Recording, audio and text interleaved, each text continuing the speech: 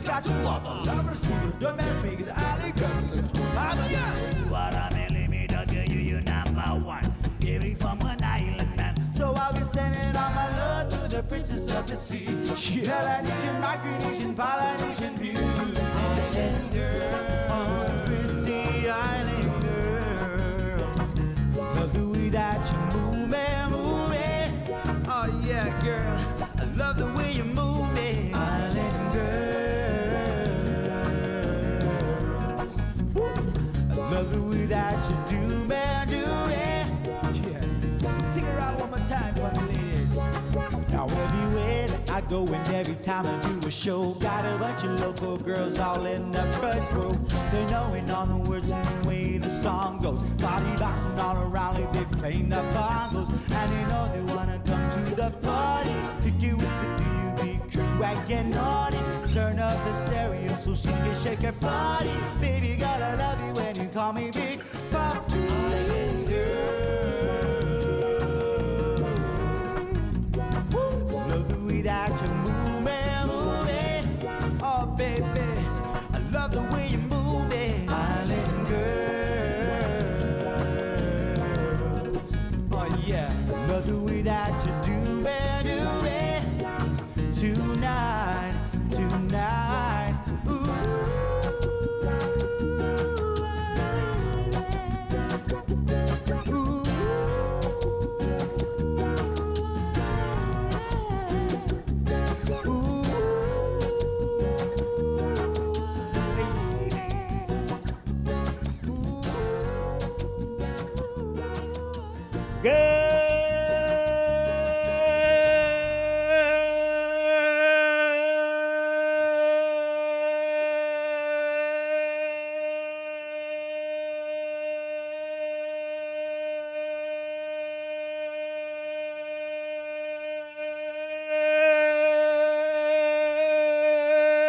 Morning, Guam. Morning, Jason Solis. And what a morning it is. Did you see that sunrise? Wow. Thank you, Joseph. Thank you, Joseph. Thank you, God. Just go back out there, Joe. That's really beautiful. Take two. Why not? Like we say in the vernacular, Catalan, wow. Whoa. Yeah, Look at that. That's beautiful. Okay, if you didn't already know this was a sunrise, would you be able to differentiate between a sunrise and a sunset? Yeah, it kind of is looking kind of sunsetty, right? Yeah. Sunsetty. Look at that. Okay, as they say on Instagram, guys, no filter. No, Todd's a filter. Todd's a filter. Todd's That is a- the splendor of nature right there, boy. Wow. Yes, beautiful Harmon. It's definitely beautiful in the morning when you see that sunrise. Well, good morning to our viewers on KUAM TV and Facebook Live and our listeners on The Breeze 93.9 and also our listeners on Docomo Channel 10. That's an audio stream. Welcome to the link. Check it out here. We got Molly Ann on our Facebook Live feed. Good morning. Francis Dunca. Good morning, Chris, Bree, Jason, and team. John Bucat. Good morning, John. Hey, John. Good morning, Chris, Sabrina, Jason, the rest of the KUAM family from beautiful Inalahan. Have a wonderful day. Where's that? Pilar Finonia. Good morning, Guam from New Braunfels. Where's that, Jay? Oh. Yeah, Pilar's checked in before. Yeah, I need to check that. Okay. Okay. Let's see. Menno. Okay, Google. Where is KM? New Braunfels? Off a day from San Diego, California. New Braunfels is in Texas. Texas. Right really? On. Ernie Perez. Good morning, Guam. Good morning, everyone, and welcome to the link. It's Thursday. So just me, or is this week going by kind of slow? I mean, it's already Thursday. Nice. Okay. Before we get rocking and rolling. Chris Agagi writes, off a day from the port of Guam. How do I send a picture? Yeah, okay, Chris. Messenger, he can do it on our messenger. Yeah, right? if you want to DM it to us and everything like that, we'd be happy to. If you have a wonderful picture or you want us to look into something, please DM us. But the crazy thing about Facebook Live is you can't actually post images. So no PNGs, no JPEGs, anything like that while we're live. But once we stop being live, you could post it. The only thing that's supported right now are text and animated GIFs. There you go. Yeah, but please use our message. Chris, yes, shoot us a message there on the Facebook Messenger, and then Jay will. He says, really cool picture from here at my work. Oh, man, we would love to feature They that. probably got a great view down there at the port. Or you know what? Just email it to me, jason@kuam.com. We'll pop it up in a couple seconds. Right on. Pat Calvo, half a day from North California. I'm sorry. Wrong coast. Right. Who else we got here? Ken Paulino, Hoffa, good morning. Maggie Monroe Anderson, good morning. Luz Leonis, good morning on you. Mama Bear, Debbie Davis chimes in. Beautiful sunrise. Bev Test, Jay Solis, Buenas and Hoffa from today's road, Chalampago. All right. And Luz is watching from San Antonio, Texas. Very nice. All right. Okay, before we get rocking and rolling, guys, I do have something I would like to share. Are we going to get rocking and rolling today? I would hope Okay. so. Okay. I just want to know. I thought we were going to jazz, but I have learned something about myself, and there was a revelation I discovered about myself last night. Oh. Apparently, and I don't know how long I've had this, but I have Sub-Mechanophobia. Have you ever heard of that? I never heard of it. Neither Sounds did like I. something you made up. No, it's okay. And it's okay, so Joser's got me on the screen share cam, right? All right. This is from Reddit, right? So Submechanophobia is apparently a fear, or you get incredibly creeped out at seeing machines that are underwater, fully submerged or partially submerged. So I'm going to show you guys some of these pictures again. This is from Reddit. Okay, you guys have to answer in the comments. Creepy, not creepy. Thumbs up, thumbs down. That kind of freaks me out. This is also a trip because I grew up on an island. You know, my Uncle Joe was a fisherman. You know, like I'd always see boats. Some boats, you know, you can't use them anymore. What do you say, Joe? Creepy, not creepy? Yeah, Joe Sir's kind of creeped out by that. All right, next. That's not so bad. All right, Chris, no. you got a partially submerged bridge. That's not too bad. All right. Okay, that creeps me out. I gotta say. It's like a cemetery. No, it's like there's statues of people that are underwater. Okay, I'm getting the heebie-jeebies for this one. He's getting the heebie-jeebies. Yeah. Something awful. No, this is creepy, man. I don't know what it is. Okay, a rusted out ship in the middle of the water. You see this all the time if you go to commercial port. Remember, you hang out at like you know when you could still go to commercial port. Okay, this is totally creepy. Ooh. Check this out, Chris. It's a lady. I mean, otherwise this would be like a really awesome selfie. This is really causing the hairs on the. Yeah, that's a mine. Yeah, that's what do they call them again? A depth charge. Yeah, Is that a depth charge? That's creepy, man. Oh, a submarine underwater. No, but just look at Oh my God, I'm so scared. No, I mean this doesn't do it for you. This is triggering me on some level. It doesn't do it for me, Jay. It's doing nothing for me. Okay, yeah. I'm stone cold. I feel nothing. So I'm gonna put the link in there. If you want to check this out. If you just want to like see if you too have submechanophobia, I'm gonna throw the link in there because this is really tripping me out. All right. Oh yeah. Okay. Last one. This one's kind of creepy if you would see it, right, Chris? This is actually a float. They put it in the water and it looks like the lady is like in a bath. Okay, that's. Some of these are really disturbing. Ooh. Yeah. Okay. So this is submechanophobia, and okay, last one for okay. This is in France. All right. This is supposed to be a sea serpent just coming out of the water. It's a tourist attraction. Yeah. This would freak me out. I would go nowhere near the water if this happened. So I don't know. Link fam, what do you guys think? Do you guys have submechanophobia or am I just like panty? Yeah. I have a feeling I know how they're going to respond. Zabit Camacho writes, strange person. Yeah, that's what we call him around here. Story of my life. Amy puts, I was a sailor and I think they are beautiful. Thanks for that, Jay. No, the underwater stuff, you know, just when it's the murky water and it's like the greens and the blacks and the dark blue, you have no idea where the world ends. Right, yeah. It's trippy, man. Deep water is a trip, Jay. Hey, good morning, everyone. That's my friend Jason Solis. I don't get out much. He doesn't get out much at all. He definitely doesn't get underwater. This is the link. Definitely not in the last year. No, it's brought to you by IT&E, Cowboy Enterprises, and Carrier. Chris, I don't know which messenger you sent it to. I was trying to find this guy sending a picture to us from the port. It's 6:33. Coming up on the show this morning, we're getting Labor Director Dave Della Sola. We'll get an update from Dave, and then we're doing public health, Dr. Felix and Janela Carrera. We'll get Dr. Ho Wen from the Physicians Advisory Group. And we're getting Senator Jim Moylan in to talk about the RISE Act. That's something that was passed by the legislature last year. It's like, I want to say it's either it's $600 to $800 for qualified people. They were using they didn't use the CARES Act funds. It's supposed to come from local money, and I think that's why we haven't been paid our RISE Act relief yet. So we'll find out from Senator Moylan. That was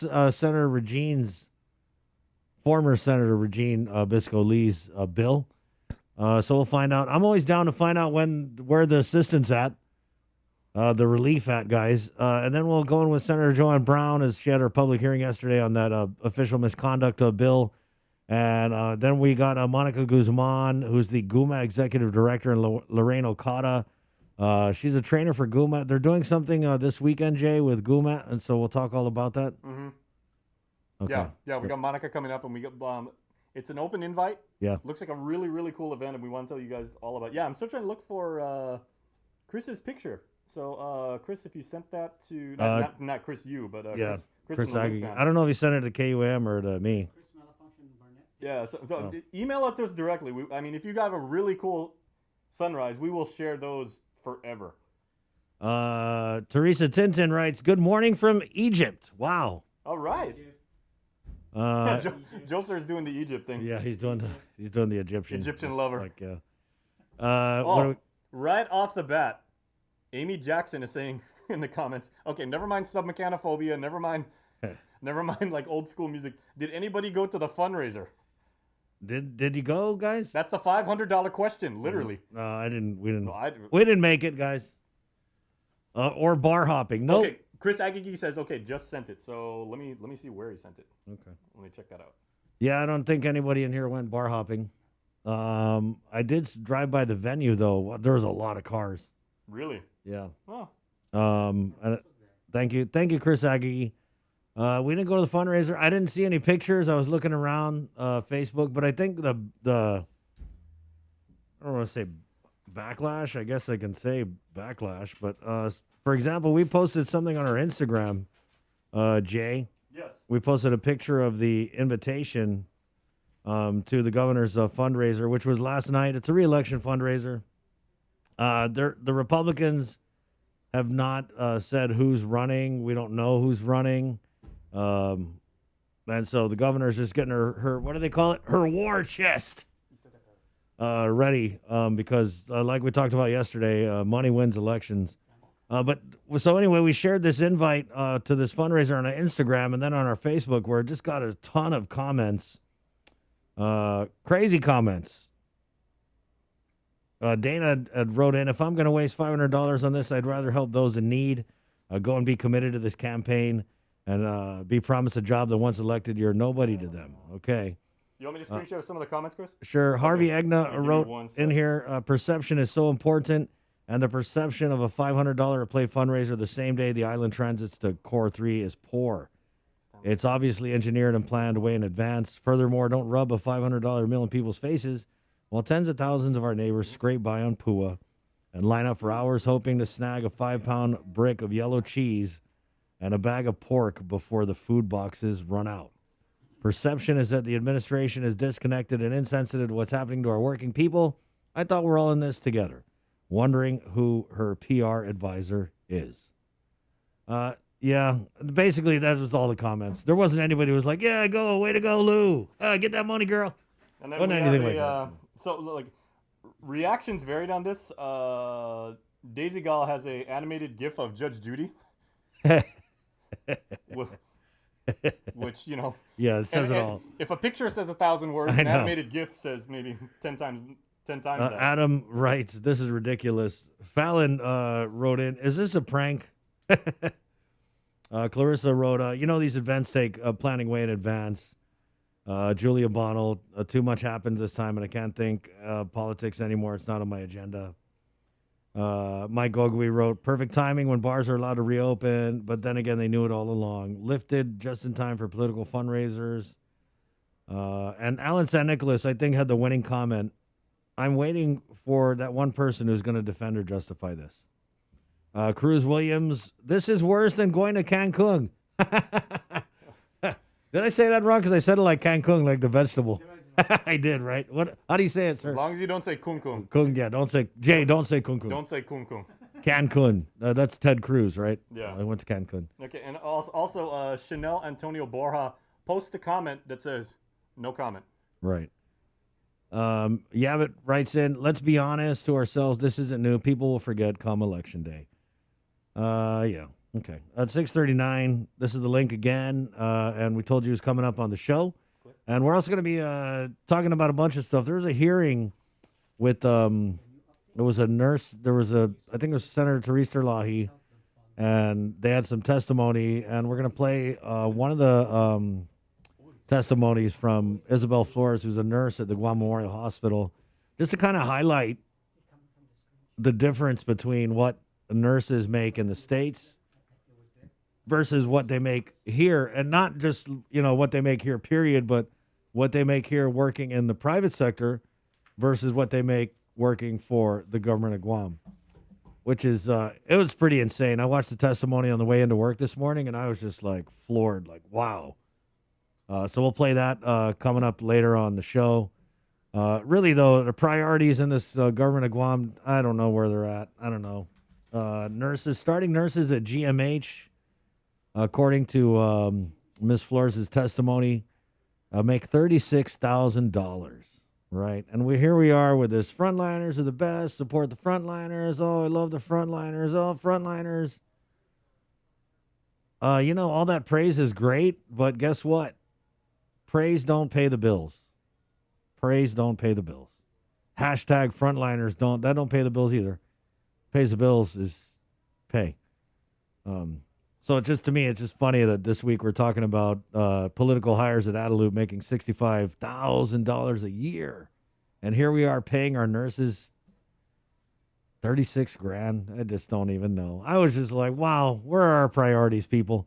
At 6:39, so all that's coming up. Also, of course, we got Cover Me, which is brought to you by Burger King, where it's Lent, guys. Tomorrow's a Fishy Friday. You can get the BK Big Fish and the Impossible Whopper, which are both Lent-friendly options. Thank you, Burger King. Okay, so we had a couple of technical things happen this morning. Rest in peace to our first live stream.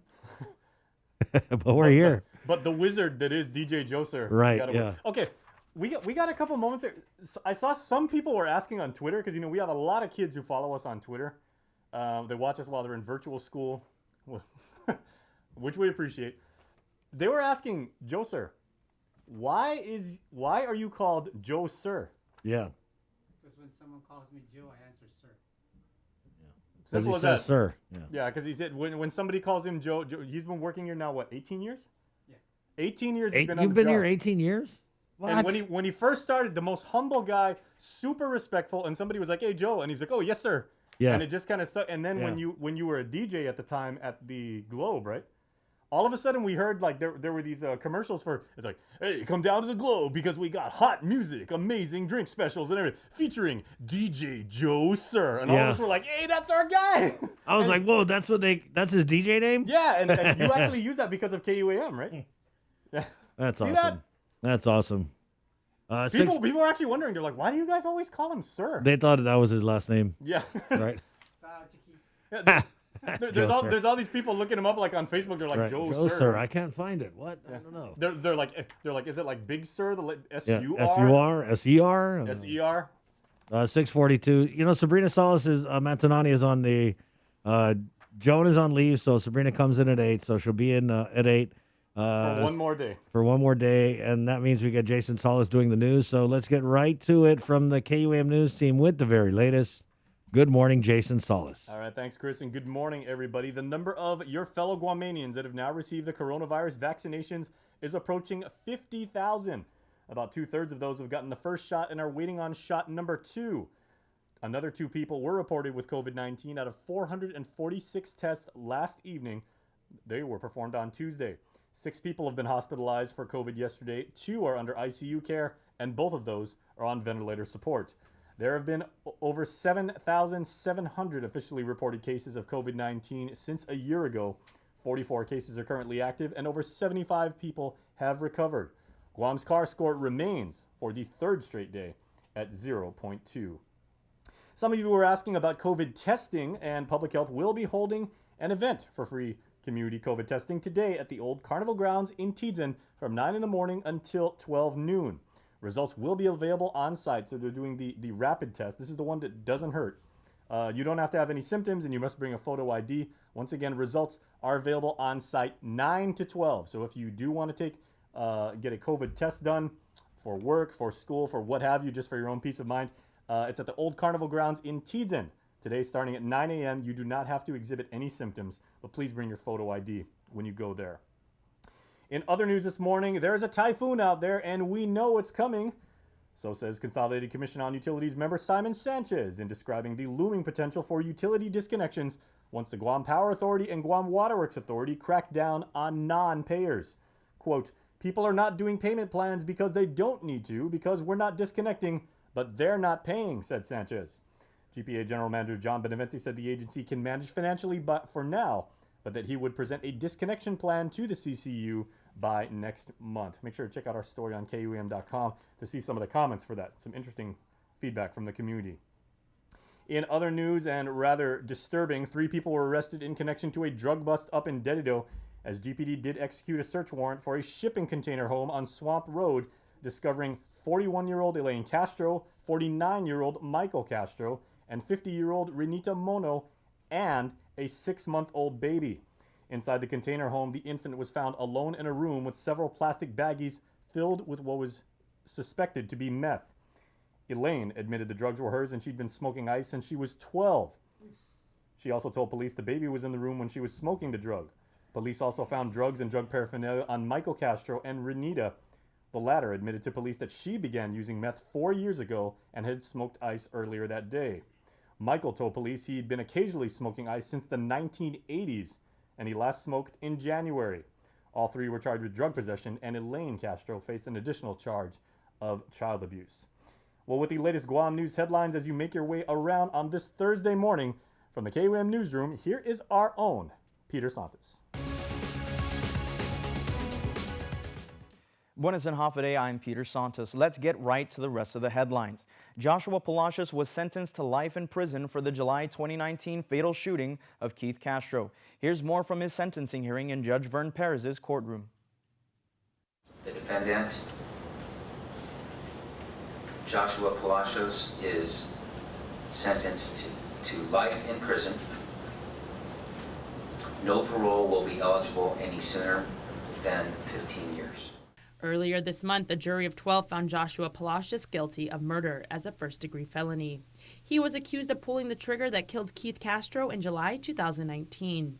The incident occurred at a residence in Jico, where there were several others in drug involvement.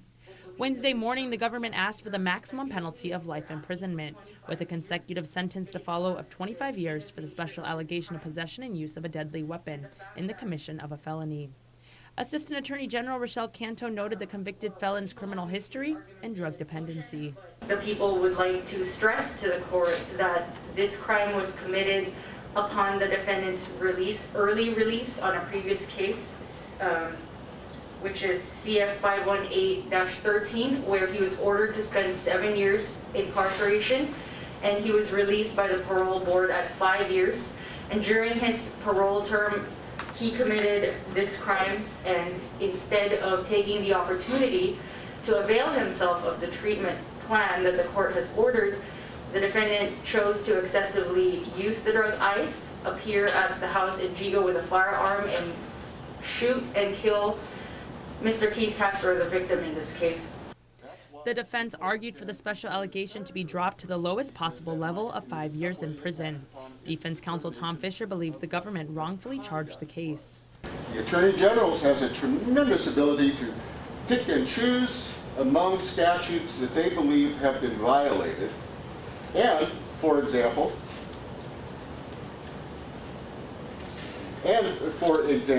they could and did charge one individual with murder and let another individual walk on an aggravated assault. Although, and this has always been, as a practitioner in the Superior Court and in the military courts of the United States and the District Court of Guam, it's always puzzled me why they didn't charge this up as a conspiracy. I cannot imagine that the Castro family is satisfied with the outcome of this case. Ultimately, Judge Perez sentenced Palacios to an additional 15 years for the special allegation and ordered a $5,000 fine. Prior to these arguments, defense counsel Tom Fisher moved for a mistrial and asked the court to recuse itself on a basis of conflict and propriety. I think there is an appearance of impropriety here. And based upon that, Your Honor, we would move for a mistrial and at a minimum ask the court to recuse itself. He argued that the court, Judge Vern Perez's sister, works at the Office of the Attorney General in an administrative position. Assistant Attorney General Rochelle Canto objected the motion, stating that Ms. Perez is not in a position of power and had no role in the charging or prosecution in this case or any cases.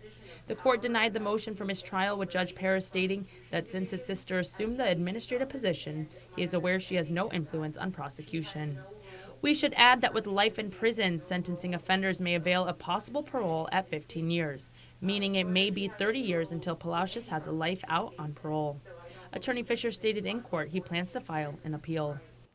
Committee Chair on Health Speaker Therese Terlahi is not only disappointed, but on the verge of calling another oversight hearing with the Department of Public Health to find out why they're taking so long to wrap up an investigation into certain nurses assigned to the government's quarantine facility accused of impropriety. Sabrina Salas-Matanani reports.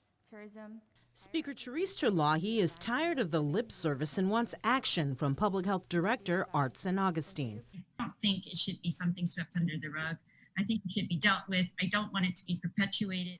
As KUAM first reported, over a month ago, certain nurses at the government's quarantine facility were accused of drinking on the job, sleeping on the job, not being on site, not responding to patient calls, and logging in hours on timesheets that they weren't actually working. Additionally, their supervisor was accused of helping cover up the problems because of a familial connection. Speaker Terlahi had requested for a full report on the matter from the director, but she's still waiting. The bad news in that one is no, I don't have any report from the director. In fact, the update I received was that they're still looking into it. What she has learned is that these nurses may have been moved. I continue to receive calls from nurses who are assigned to quarantine, who are saying that it looks to them like the ones who were, alleged to have, committed fraud on their timesheets, by doing things while they were on duty, or poor management, that they have been just transferred, just moved around, and that so they have a different supervisor up there, and I think that's good. But this moving around people without getting to the bottom of the issue, I don't support that. And I told the director this, and he keeps saying he's waiting for is it somebody at DOA to do something with the timesheets, and so unfortunately I don't have their full response on it yet. Also unfortunate, according to the speaker, based on the phone calls she's been receiving, the inaction by the director, it appears, is causing a damper on morale. We have these people in the front lines doing such good work, and then to detract from their good work with this type of thing going on, I just think it would be in their best interest at Public Health to swiftly address this. And I think that's really what they want to know. And they want to know that if somebody's done something wrong, that they're going to be held accountable and not just, transferred someplace else and continue to receive benefits. So will she hold another oversight hearing? Well, I'm at that point already. Reporting for Guam's News Network, I'm Sabrina Salas-Matanani. The dust hasn't settled quite yet from an oversight hearing held a few weeks ago with the Port Authority of Guam. The hearing was called to look into hiring practices at the agency. According to Oversight Chair Senator Talina Nelson, at least for one particular hire, the paper trail is leading to some questionable practices. Oversight Chair Senator Talina Nelson isn't quite done with her investigation into the hiring at the Port Authority. We received some of the applications and resumes of the people for a certain position. Specifically for Program Coordinator 2, that Port General Manager Rory Respicio confirmed on the link that he had hired former DOC officer Frankie Roslin to fill. In 2019, Roslin pled guilty to official misconduct as a misdemeanor for his role in the 2017 drug conspiracy case at the prison. He is also the boyfriend of the lieutenant governor's sister. That's not a political position because it's classified, so it was merit-based. He submitted an application, he rated, he qualified for the job, he interviewed, and the interviewing panel came back with a recommendation, and so the selection was made, and I made that selection. So the process was put in place, right? And so now we're looking at, is there a way that we can improve this process? Yeah.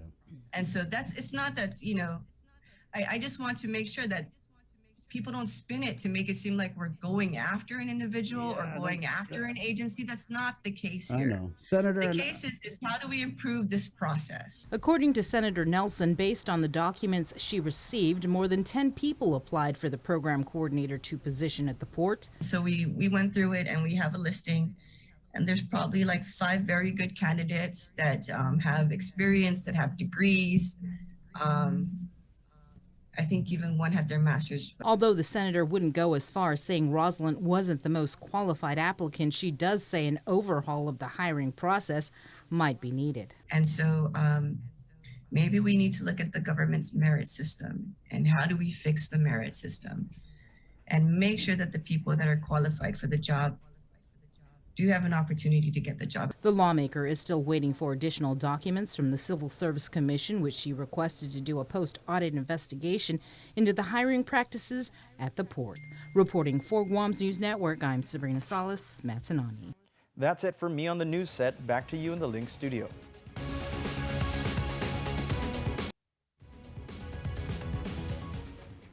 All right, everybody, the link is going to return right after these commercial messages, but for all Guam news headlines, make sure to check us out on any social media platform, Facebook, Instagram, Snapchat, YouTube, Twitter. We are all over the place. Just use @KUM News, and you can find us there, interact with any of us.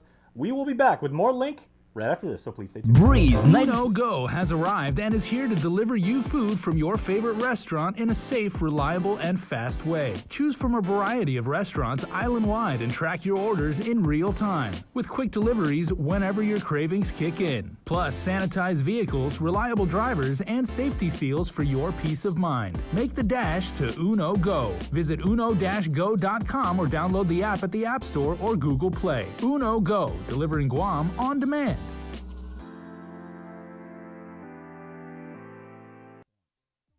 Half a day. Does your child have a hearing loss? We are parents of deaf and hard of hearing children and volunteers with Guam's Positive Parents Together, and we are here for you. We know how you feel and have walked in your shoes. We want to help you navigate your way through our educational and medical systems, and most especially, your emotional journey. Please visit us at www.guamparents.org for more information.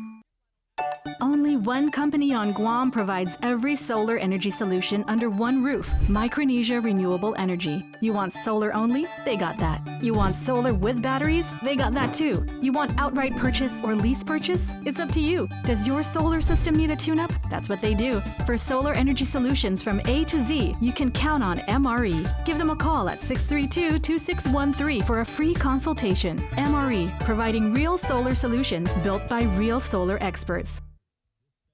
GU Self-Storage, conveniently located near the Harmon McDonald's. We offer affordable rates, online payments, and auto bill pay for your convenience. Plus gate access daily from 6 a.m. to 9 p.m. Call us today at 648-7867 for more information. The relationship between Guam and Manila, Philippines is undeniable as we share similar cultural traditions, history, and heritage, with generations of Filipinos calling Guam home. KUAM presents a monthly look at the capital city featuring in-depth and engaging interviews on everything from medical tourism to new business and government leaders. Veteran newscaster Nestor Lecanto delivers Beyond Our Borders. This special program is brought to you by the Bank of Guam and KFC. You're watching The Link with Chris and Sabrina on TV 11. Stick around because we're next on CBS This Morning. We got your 6. At 6 a.m. with the link on Breeze 93.9 FM. Bree and I connect you with all the latest news and information you need to know to start your day. Then check back with Guam's news leader at 6 p.m. for the day's top headlines with KUAM News Primetime. From 6 a.m. to 6 p.m. and everything else in between with KUAM Digital, we got your 6.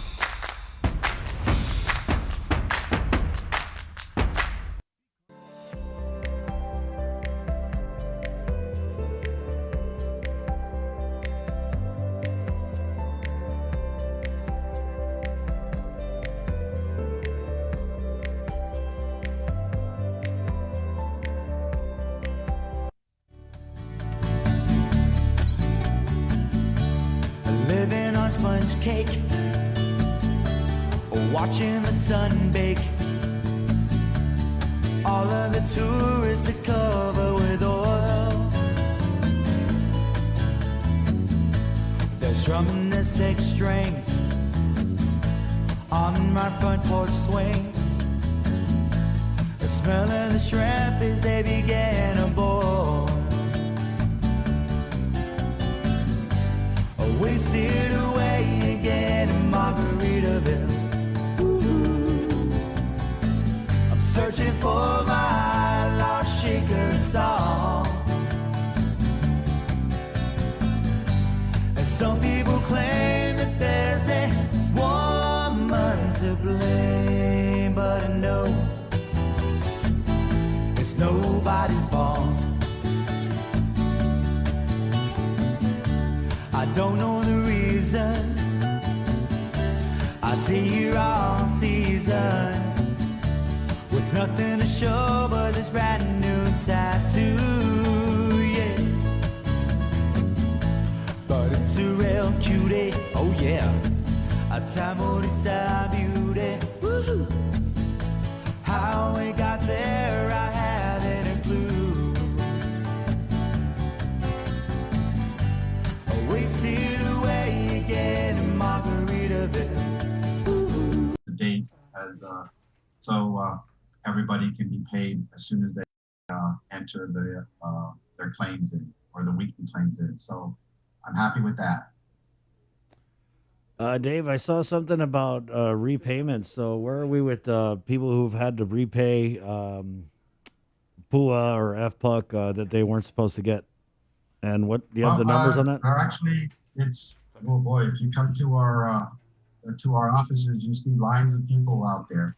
And, I'm happy to say that a lot of them are doing a good job and coming in and making payments, and, with the understanding that they knew that they got it wrongly, or whatever the feelings are. And they're trying to just come in so that they can take care of what they owe, and a lot of them will continue getting their payments once they satisfy some of the, like the PPP payments, that they got back.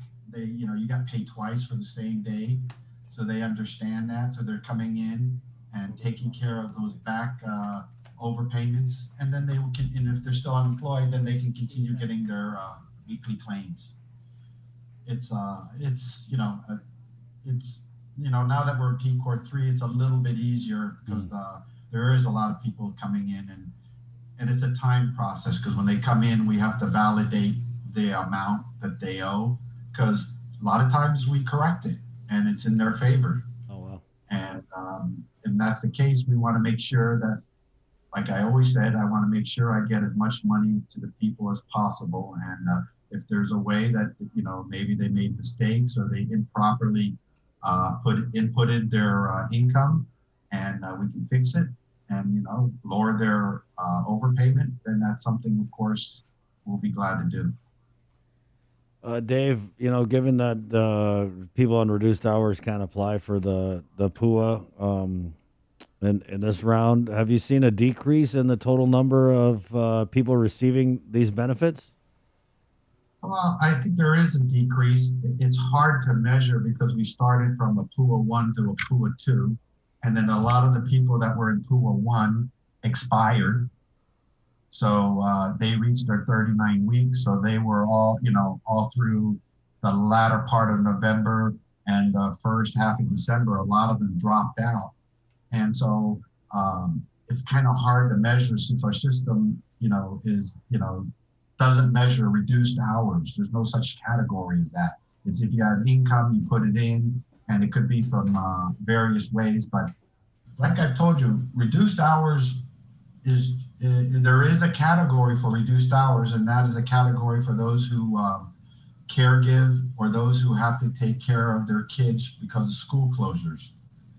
And it may be reducing as we get into PCOR 3 and more child care facilities are starting to open up. And as they open up and the schools start opening, then that option may decrease for as far as for our people. But as it stands now, if your school is still partially closed or adjusted hours, and you still have to come home and take care of your kids, then you could be working reduced hours with your employer. Or if you have a family member that requires medical care. Dave, what about the... And I do want to make sure that the last guidance that we got, that part-time jobs, if you lose your full-time job and you're unemployed, you can still go out and get a part-time job and claim that income and qualify for PUA. That was a huge win that, I put forth. It took a couple of weeks for them to run it up the flag and go back and forth with me, but they capitulated and gave me that. So I don't know if they gave me that, but they allowed it. So that, is something that at least I'm trying to soften the blow of this reduced hours that they threw at us. So I think that was good news for our island too. Dave, what about the job search requirement? People were asking me to ask you about that. Well, the job search, the executive order that was last done by the governor said PCOR 4, or unless she announces a change under consultation of DOL.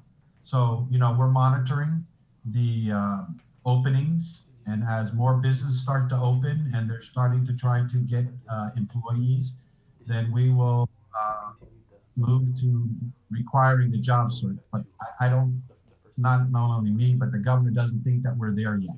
And I don't think so yet. We're starting to open up and it's starting to look good. But requiring everybody to do 3 job search a week, I don't think we're quite there yet. I'd like to see a little bit more, vaccines and businesses opening up. And I'm trying to keep a pulse on the business community and, to see how they're feeling. And if they feel that they also are looking for more people, then, we will, change that EO, or I'll ask the governor to change that and, make it a requirement. But as it stands now, it's still not required. Okay, so everybody on the PUA, you don't got to go look for a job.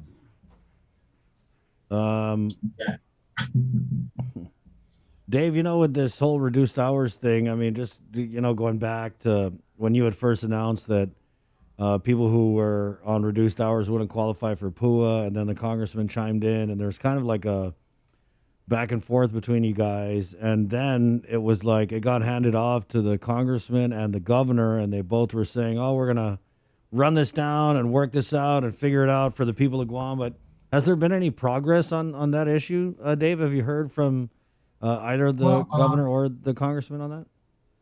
Yeah, well, yes and no. I put together, like I said, 2 solutions, and, they vetted it out, and they went the administrative route to write to the Secretary of Labor to ask for him to do administrative changes. The problem is that the Secretary of Labor hasn't been put in place yet. It's been taking a little bit longer than we anticipated. I know he went through some hearings, but he hasn't been confirmed. And this is something that, you need to have the Secretary of Labor look at. So I'm just watching very closely when he's going to be put in place. I have meetings after this with USDOL, so I'll follow up with them to see if there's any movement or progress. But that's something that when the new secretary sits down, that's going to be one of the stacks on his desk for him to review and decide on. And then we will know either way if that's something that he would consider or not. And so that is something that I'm hoping, the congressman feels quite confident. So I'm leaving it to him, and I'm just trying to concentrate on moving my program forward and getting the money out, working the appeals, working the overpayments, and getting all the requirements that are a lot that USDOL is asking for us, working with the OIG on fraud cases, working with the FBI, working with the AG's office. There's a lot of moving parts with this whole program that we continue to do, and a lot of it is behind closed doors. Yeah, Dave, so I know that last year you had talked about a lot of the fraud was from these like organized crime rings in the States, but then you'd also said that there was a pretty good amount of local fraud. Can you There is an amount of local, as with any program, right, you got 30,000 people applying, and you see the money is not too difficult to get. You're going to have people that are falsifying documents to prove that they're separated. You got people that are misrepresenting themselves as unemployed because of COVID. You got people that are filing for their family members who have no idea that they're filing because they have access to their personal private information. You have, these scattered, but in all honesty, when you look back, it's not that big compared to the states. A lot of the cases I'm working with the OIG are all mostly stateside cases. There are a few locals, and that's to be expected. There's always going to be some, and when I say locals, some of them are local people, some of them are some of the aliens or the foreigners that are living here, some of them you got the whole gamut. And it's to be expected because everybody's hurting, everybody's trying to get money. So what happens with those with like the local cases? I mean, does it go to the AG's office, or is it something that the feds handle? Both. Both. Depends on the case and the type of fraud. We will bring it to we brought it to either one of those two. So how many cases have been brought to the Attorney General's office? Oh, not that many, because the good thing about, I like to say the good thing about a lot of the fraud that we've caught them before they got paid.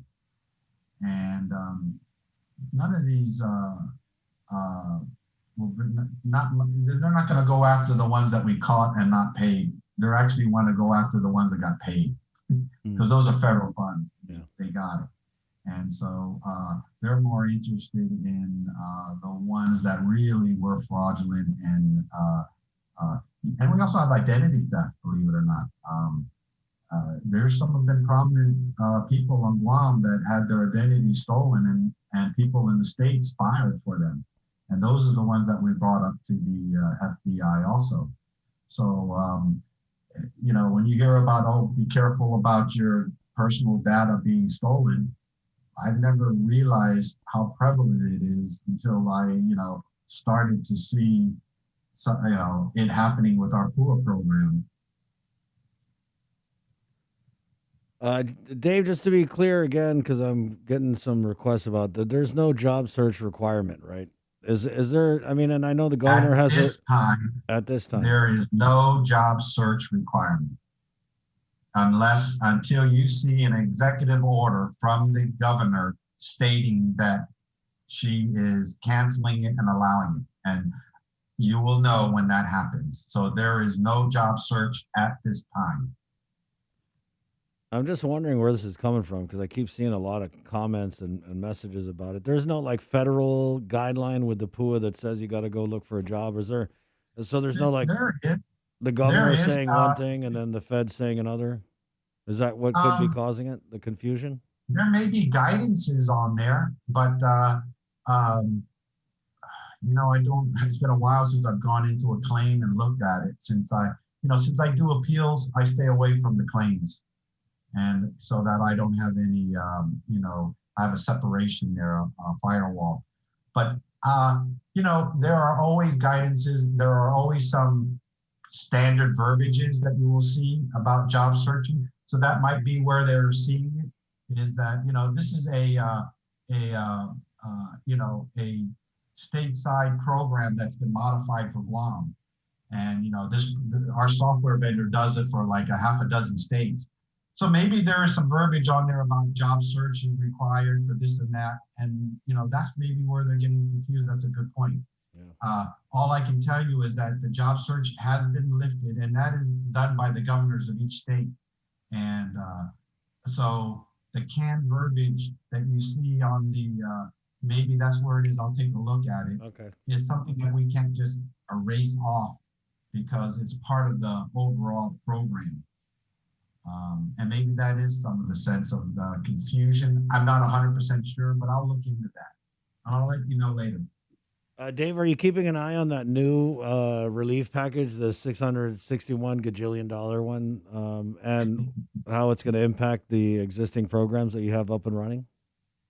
I'm keeping a half an eye on it because, like the last time when it was like before the primary, there was like the House was coming out with a package, Senate was coming out with a package, Trump was coming out with, I was wasting so much time trying to keep up with it all, and then nothing was passed, or they changed it dramatically.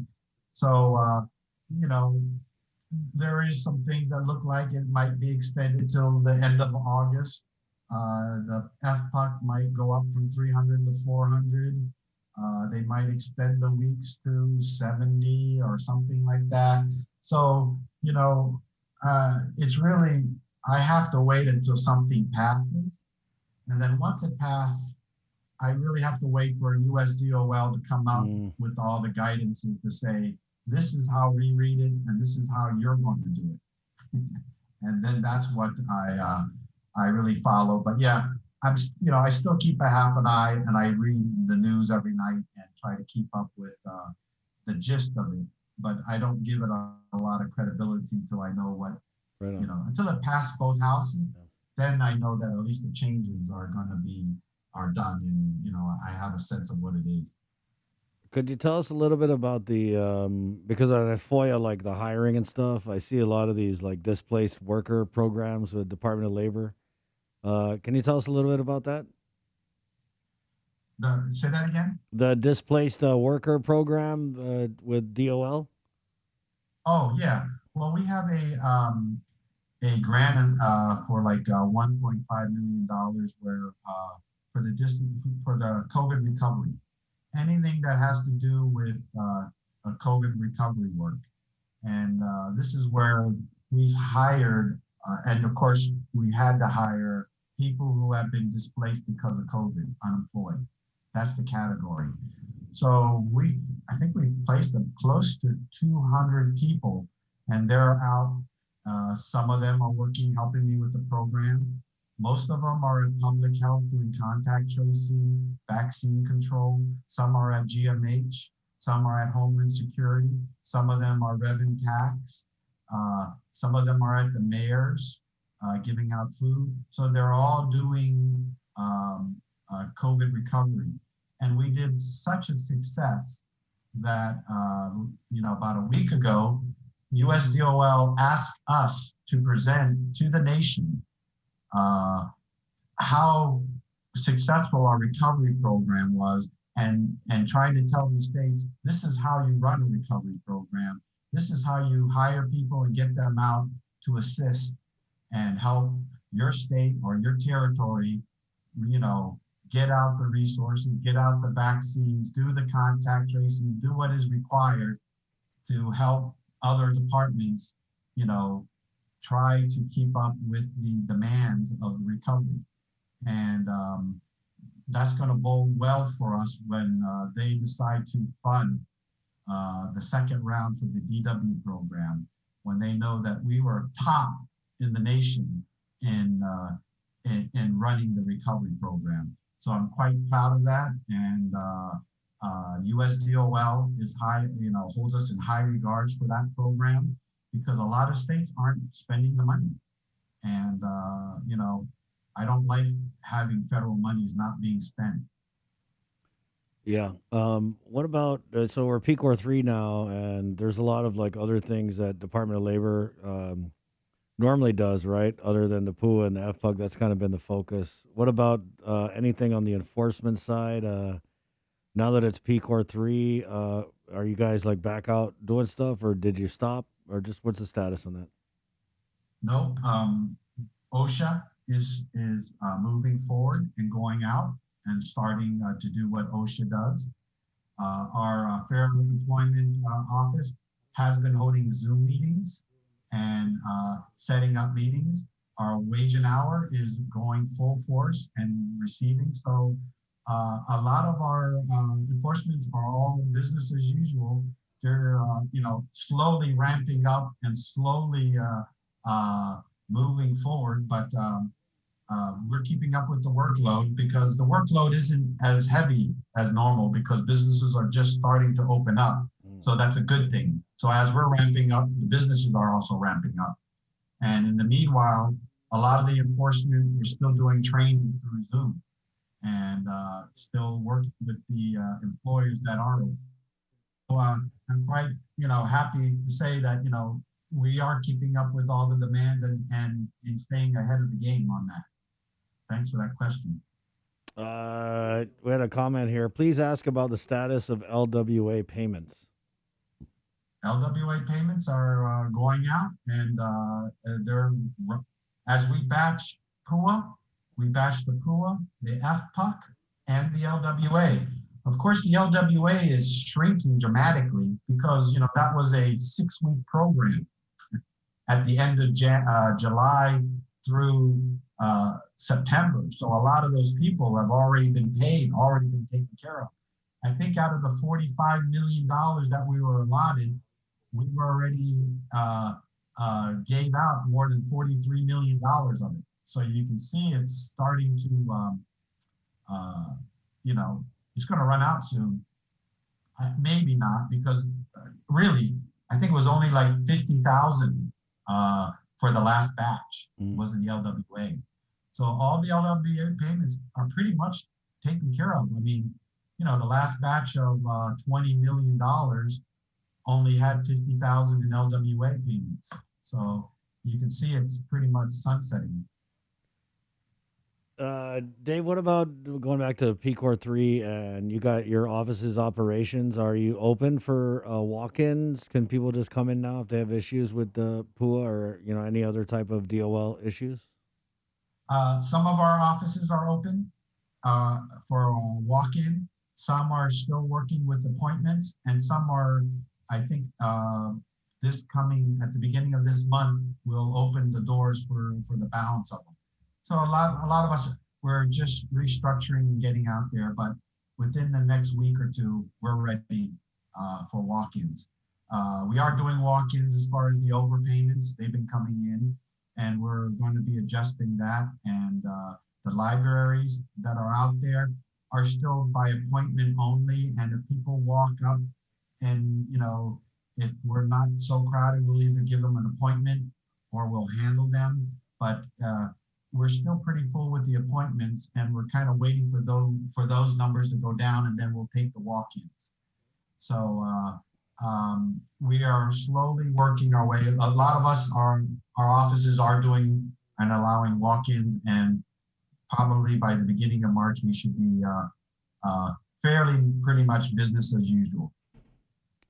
And we'll be making those announcements and those press releases, so we'll make sure that you get those notices as we fully open. Controlled open is what we really want to try to do. Did your office have any involvement with that USDOL release that had come out? Say that again? The U.S. DOL release that had come out about some, I think it was some wage and hour violations with a local construction company. Oh, yeah. We're always involved in those things. And a lot of those things, I'm not saying, a lot of those cases were either started by us and through our enforcement efforts, and then we hand it off to US DOL, who we have an agreement with and we have a partnership with. And so,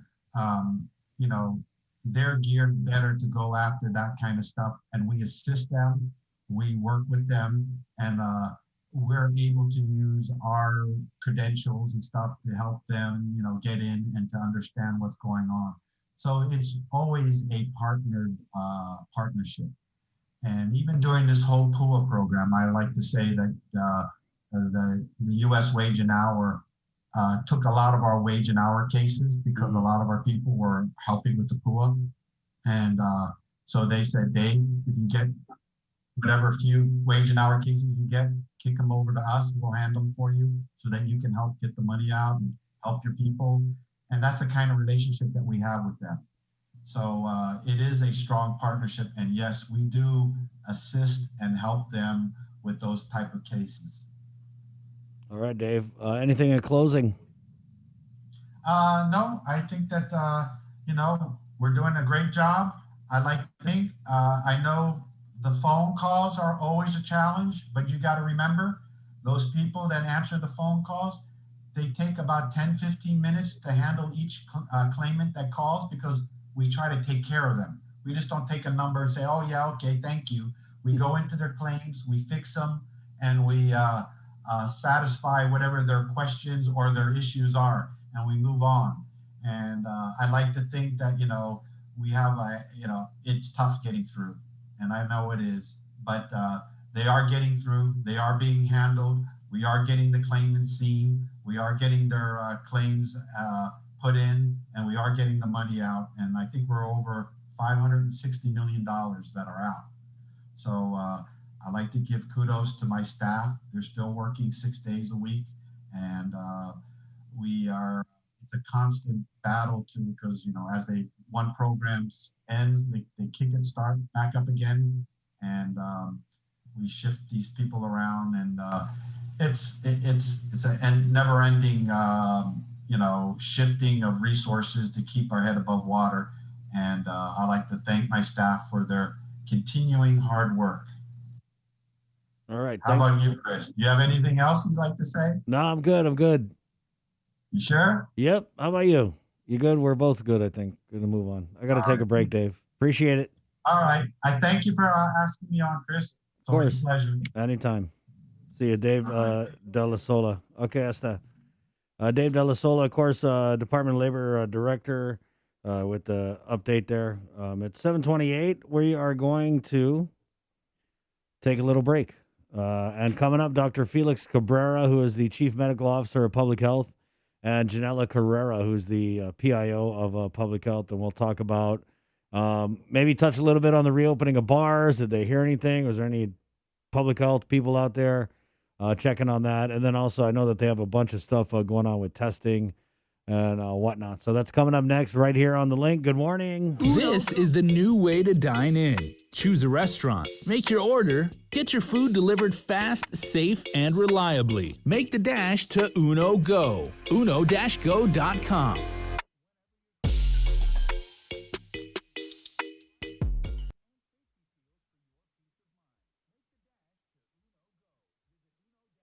Only one company on Guam provides every solar energy solution under one roof. Micronesia Renewable Energy. You want solar only? They got that. You want solar with batteries? They got that too. You want outright purchase or lease purchase? It's up to you. Does your solar system need a tune-up? That's what they do. For solar energy solutions from A to Z, you can count on MRE. Give them a call at 632-2613 for a free consultation. MRE, providing real solar solutions built by real solar experts. Half a day. Does your child have a hearing loss? We are parents of deaf and hard of hearing children and volunteers with Guam's Positive Parents Together, and we are here for you. We know how you feel and have walked in your shoes. We want to help you navigate your way through our educational and medical systems, and most especially, your emotional journey. Please visit us at www.guamparents.org for more information. GU Self-Storage, conveniently located near the Harmon McDonald's. We offer affordable rates, online payments, and auto bill pay for your convenience. Plus gate access daily from 6 a.m. to 9 p.m. Call us today at 648-7867 for more information.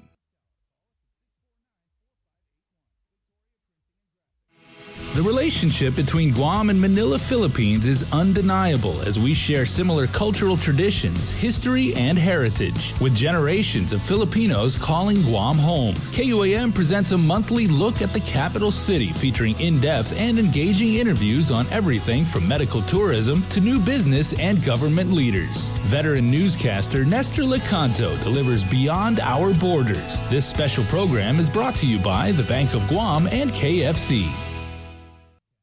You're watching The Link with Chris and Sabrina on TV 11, but don't leave yet because we're coming up next on CBS This Morning.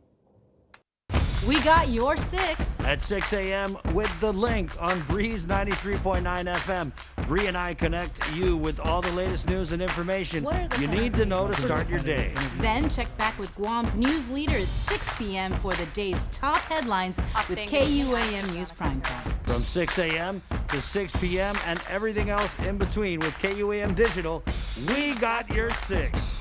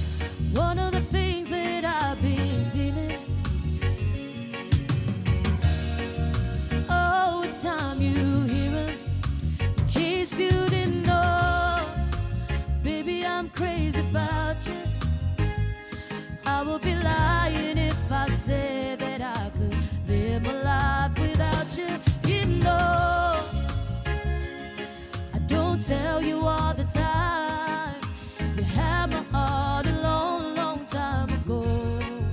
In case you didn't know, Hey, good morning. you got all of me. 7:34. This is The Link. Belong to you. You're my everything. It's a beautiful day out there. In case about you. Yep. I would be lying if I said that I could live my life without you. Wipes up. 'Cause even though I don't know. What is the car score today? 0.2. 0.2. Let me ask the author of the car score here. Dr. Felix Cabrera, the Chief Medical Officer for Public Health. Doc, is it possible for the car score to go to 0.0? Is it mathematically possible? I don't know. I'm asking. Yeah, it is. Absolutely, Matt. It's basically three main values that are multiplied against each other. And if one of them is 0, then car score could go down to 0. Has it gone down to 0 yet? No, the lowest we've ever been is 0.1. Ooh, so this is 0.2 is not even the lowest. It's been 0.1 a couple times now. Right. Yeah. I don't know. And then, more recently, right around us going to peak core 3, we were at 0.1. Right. The last time we were at 0.1 was in August, end of July 20, when the last time peak core 3 was declared back in July. And our car score at that time was 0.1. So we weren't using the car score formula at that time. So did you just go back and calculate it? Correct. It was just a retrospective view. Oh, that's cool. Did you release that? Like just the numbers of the car score going back from the start of the pandemic? They were in one of the graphs that I've shared. I think even on KUAM as well, where there's just a whole trending that goes all the way back to the beginning of the pandemic. Actually, you share so many graphs, Doc. I lose track sometimes. Yeah, can share it again. So, are you hungover this morning, or? Oh. I don't know if you were at the bar or the fundraiser. Not probably neither. Either. Okay. I was home. Right on. Hi, Janella. Good morning. Hi, good morning, Chris, and good morning, Breen. Good morning, Jason. Good morning. Right on. I guess, Doc, we'll just start with everybody keeps asking about the variant, and I know that we sent it off, and we're waiting for the CDC to run the genome sequencing or whatever. Have we heard back from the CDC yet? And if not, what's the timeline? Yeah, the only thing we've heard back was just a couple of days ago. They sent an email basically saying, sorry, tests are still in the queue, so to speak, and that they will be run, in short order. But we don't know expected timeline. We expect it this week, but again, still nothing, no word as of this morning. So let me just ask you, because honest, TBH, I haven't really checked the national news lately about the variant. So what's the status of the spread of the variant, not just in the continental U.S., but I guess around the world? Yeah, so, one of the key concerns, one thing we know is that the UK variant is spreading quite rapidly to the entire United States. What's actually even more concerning is the recent discovery of a California variant that is basically a triple threat, so to speak. One is that it looks like, and this was first identified in going back and looking at samples all the way back to September, and then it's become the predominant strain in California. Well, basically, it's one that it spreads more rapidly. Number two is that it may evade antibodies created by both the vaccine and and natural immunity, but to what degree we don't know yet. And then the number three is that it likely will make you more sick overall. You have the higher chance. So it's still very early data, very early recognition, and they're still studying a lot more. But already seeing all three of that at the beginning is something that's a big concern now. For example, the UK variant, at first they thought it was just more, that it just spread more rapidly. But now they're finding that it actually is has a higher risk of more, morbidity and mortality. So that's a concern. So we're watching that very closely. It's very likely that this California variant, if it's been around since September, that it may have been here on Guam at some point, and it may have contributed to what we went through in August, September, October, November. Wow. And so that remains to be seen. But that's why we did send samples that go back all the way even to November, and it's a whole genome sequencing. So we'll know what these completely what these viruses are. And as more variants maybe get recognized, we can compare against them and then see where we're at. So still a lot of information that will be getting out of both our samples and what the studies say from this new California variant. God forbid it combines with the UK variant and then becomes even more difficult virus to combat. But bottom line is that's why quarantine is so important coming into Guam.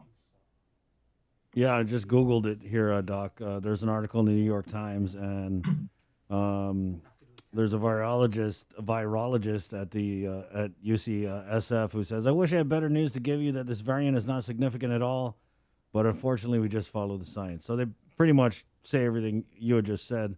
But when you talk about this variant being around, or they tracked it, it said it was first discovered in California in December. Do you think that this is an issue moving forward for us? Because it sounds pretty scary that it's mutated to a point where vaccines may not be effective against it.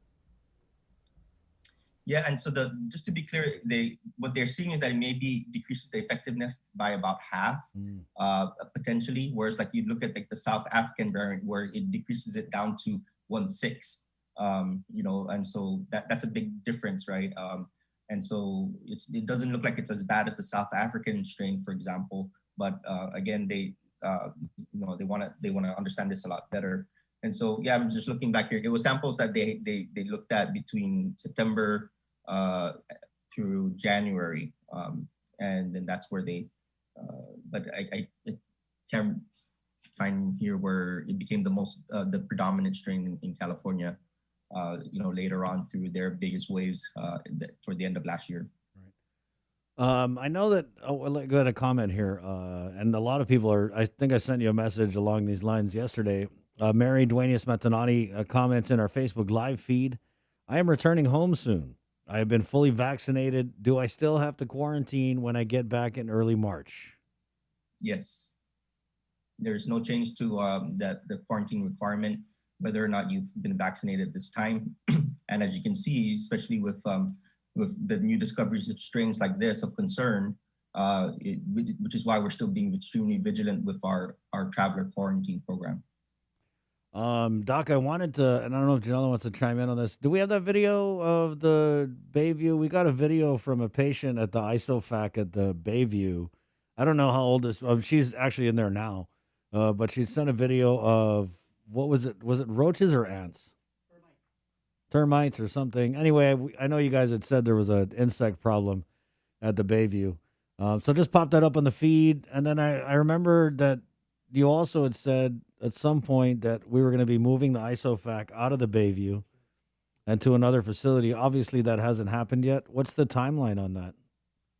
And I guess what would you say to this lady? I know her, a friend of mine. She's actually pretty sick in the ISOFAC. But what would you say to those people who are in that ISOFAC? I mean, I know it's bugs. We're tropical climate, obviously, but the ISOFAC, isn't it supposed to be a semi kind of sterile, like quasi-medical environment for people who have tested positive for COVID? Is this a Janella question? Yeah, right. Okay. Yeah. Good morning, Janella. Good morning. Yeah, thanks for that. And I haven't seen this video that you're referring to. Let me send it to you. Yeah, but you're right. It is something that we have discussing and looking into, looking for a different facility for our isolation unit. We haven't had a lot of positive cases in our isolation unit, so we're looking at a different isolation facility. Maybe even possibly looking at using merging or using floors at Dusit. So that's an option that we've been discussing as well, because we haven't had a lot of positive cases. So the use of an entire hotel where we only have a few rooms that we're using just doesn't seem like a good use of our resources at this time. So that's still in discussion, but we do realize and recognize that there have been a lot of complaints about ants and bugs, and now I'm hearing about termites. I haven't seen this video yet. So, but yeah, if you can send it to me, I really appreciate it. Or I think Jason did, right? Doc, I wanted to go back to you if we could. And I know there was discussion at the public health oversight hearing and again on this show a few different times about the variant and the importance of quarantine. And the discussion was that we're going to start refining and narrowing who are critical service workers. Is that what they? Yeah. Basically, we're going to go through the quarantine exemptions and narrow that list down. I know that I think you had said that, and Director San Augustine had said that. Where are we with that? And who's going to no longer be exempted from quarantine? Well, that's not a. It was more of a general statement in terms of being a little bit more critical about reviewing them and ensuring that these that these requests really do meet what we consider as a critical service worker, for example, or an essential health professional. So that review has been so far what we've had have been pretty straightforward. Like, yes, you are essential. Yes, you are critical. And so, but the way that we tighten this up is several items here, and I think it's okay to start discussing this because these are discussions now. They're not completely final, but we're looking at moving toward this. One is, first of all, is that 5-day window to when, if you're a critical service worker or a healthcare professional, right now you're required to have a negative test 5 days prior to arrival to Guam. Now, if we remember, back when we were making this a requirement, we used 5 days instead of 72 hours because it was so hard to get a test, especially stateside. But that's not the case anymore. Now it's actually much easier to get a test, and so because of that, we want to tighten that down and bring it down to the 72 hours, so that we can have a better sense of somebody being potentially positive and then not be able to travel and catch them at that point. So that's number one. Number two is also in terms of increasing the frequency and the checks on these persons when they have restriction of movement, meaning they're still in quarantine at home. They're only allowed to go to work and then come straight back. But then increase the compliance checks, not just at home, but even at their workplace as well. Show up there randomly, ensure that they're there, and ensure that their employer or sponsor is also participating in the responsibility of ensuring that they are, that they are practicing all mitigation, efforts and needs. So that's the other part there. And then a third component is doing surveillance on them overall in terms of testing them after they arrive at some point. And so these are the discussions right now. But the testing after actually is something that we're moving on. Pretty much starting today, I think is when they're going to start trying to test them at day 5 after they arrive. Now, again, this is not like to test them out of anything. It's just for surveillance because they've been already here. They're doing their critical and essential work, but we want to ensure that even if they're not having symptoms, that we just do a test just to be sure. So you're not saying that we're going to eliminate whole categories from the exemption list. We're just going to look closer at the applications and requests for exemption that are coming in. Correct. Okay. Correct. Janella, how did the bars go last night? Were you guys out and about? Did you hear anything? Any inspections? We did. We actually went out last night. We visited a couple bars. Hold on, you went out or you went out? No. Not me. Okay. I didn't go out. Okay. I was actually working. I was busy working. So our inspectors went out and they visited a couple bars, but did not observe any COVID-19 violations. So we're happy to report that everybody was in compliance. So no violations observed. Everybody was happy. I think, the bars were well prepared for this. There was enough ample time to prepare for bars reopening. They had the guidance in hand. And I think it's, they were waiting for this to happen. It's been a long time since bars have reopened. And I think, when you really want something to happen and you have a goal set in mind and that you have safety, sanitation in mind, and you just really want to protect people, we can achieve that goal. So no violations observed. I remember we had, I don't know if it was you or someone else from the department, but talking about fundraisers, right? And at the bars, There was something that was said about fundraisers. Are people okay to have fundraisers now? And if so, or if not, what kind of parameters do they have to adhere to? I believe the guidance does contemplate fundraisers, but it's the same thing. I mean, as long as we're following the guidance, as long as the minimum requirements are being met, right? There's no difference in what we're doing in terms of a fundraiser, whether you're going to a bar for a fundraiser, going to a bar to mingle with your friends.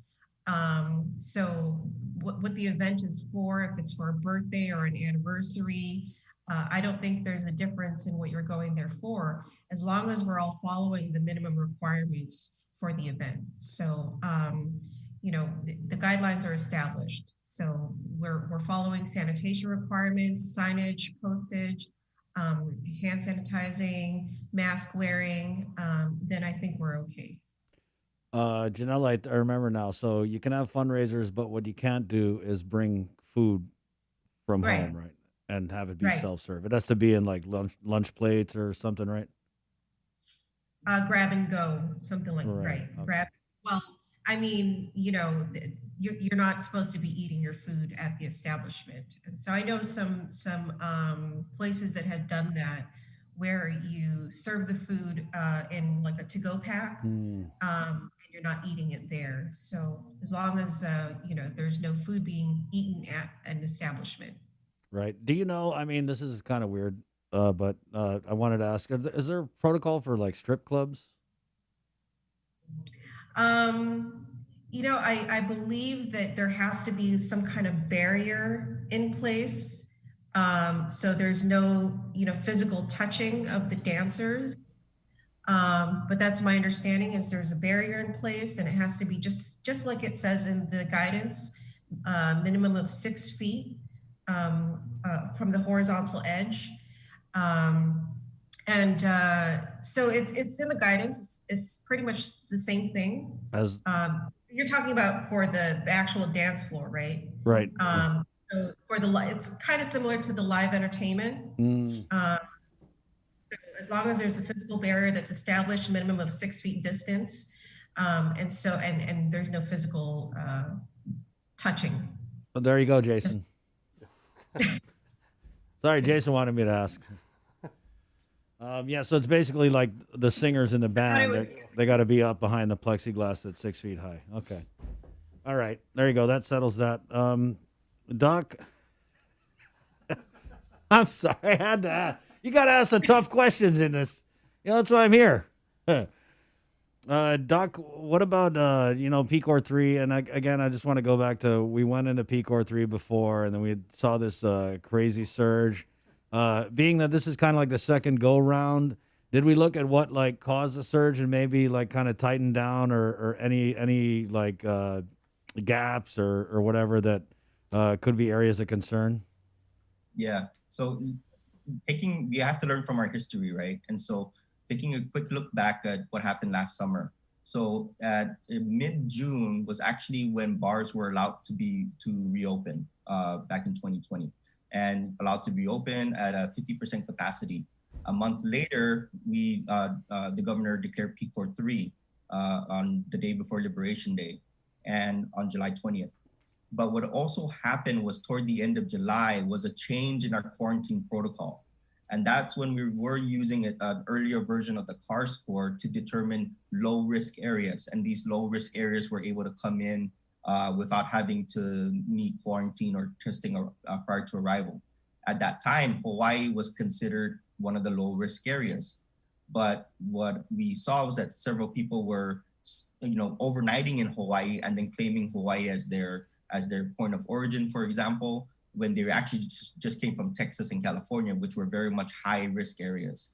And so it was likely holes in that led to the introduction of more imported COVID cases, and thus really rampant community spread after that.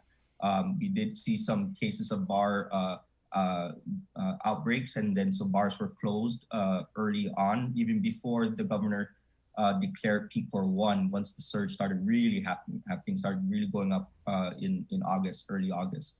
So we have to remember that those were the different parts there. So it wasn't like bars caused the big spread. You know, we're acknowledging that. They did have their own clusters, but that's why my main point again here is the reason why we're able to be in PCOR 3 and the reason why what we need to do to continue to be in this state so that we can enjoy this level of less mitigation is firm control of our traveler quarantine program, and that we actually tighten things up rather than loosening them. And so we thought we were tightening it up and loosening it in the right areas back in July, end of July, but in hindsight, that didn't work.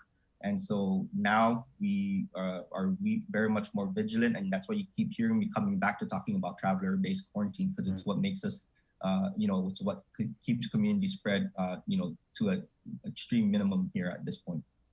Doc, could you clarify there's an announcement from the Gov about 30,000 vaccine allotments for March. Is that just for March, or is it for every month thereafter? And where are we in meeting the herd immunity by Liberation Day? Yeah, so right now as we are, so part of that, it's actually total is close to 35,000 that we're going to get at the end of the first week of March is when we expect it to arrive.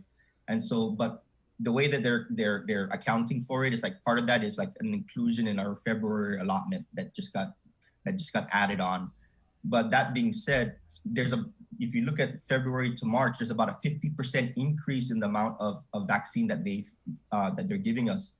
And so we expect that they're going to continue to increase our monthly allotment. So for our monthly allotment for March is around 32,000. We expect that to be higher for April, and then we expect it to be higher for May. And so based on that, we are going to be moving in the right direction. And we were very early saying that basically the vaccine supply is our rate limiting step. It looks like with a lot of lobbying with the feds and really pleading our case that they've heard us and they're accommodating our requests. And so we look pretty good in terms of vaccine supply moving toward July 21st for trying to achieve some form of herd immunity before Liberation Day. Now, that being said, there's a big game changer in this, and that's Johnson & Johnson. So just recently, the FDA has did their preliminary review, and the review is specifically just for safety. And so far, they feel that it met all the safety measures that they placed originally. So that's a big open door for now when the FDA meets on Friday stateside, so early Saturday for us. They're going to review and make their full recommendation for whether or not to allow the Johnson & Johnson vaccine to have its full emergency use authorization. And so if they declare that, you're looking at potentially by next week, it having its full EUA early next week, I would say. And so again, the Johnson & Johnson is a single dose vaccine. And so how does that, and so we're going to have to start thinking about that once we get our own share of allotment of Johnson & Johnson. How are we going to utilize that? And ultimately now it's going to be that we have to give people a choice, right? And some people would still want to go with the 2 regimen of Moderna and Pfizer, and some may be just happy with the Johnson & Johnson. We have to figure out how to make that an equitable choice for people to have access to both if what the supply is not the issue. And then the last thing I'll just say about the Johnson & Johnson is that they are ongoing trials right now to see if a second dose of the Johnson & Johnson would be beneficial, because the original studies was just for that single dose. And then you're looking at about over 70% effectiveness for that just single dose. But they're trying to see if they matched it something similar as the Moderna and Pfizer giving a second dose, could they get up to that 95 or so percent? Doc, is there like a product review on the vaccines, or do you have an opinion on which is the best to worst, or are they all the same? From Pfizer to Moderna to the impending Johnson & Johnson? It's hard to say right now. I think it's pretty straightforward that the 2-shot regimen, when you get up to 95% effectiveness, that's pretty good. Right. But see, what's happened here is that if this came reverse, if Johnson & Johnson came out first, we would have been ecstatic about having a 70% effectiveness. Right. Because anything above 50% was what the WHO said would actually help curb the pandemic.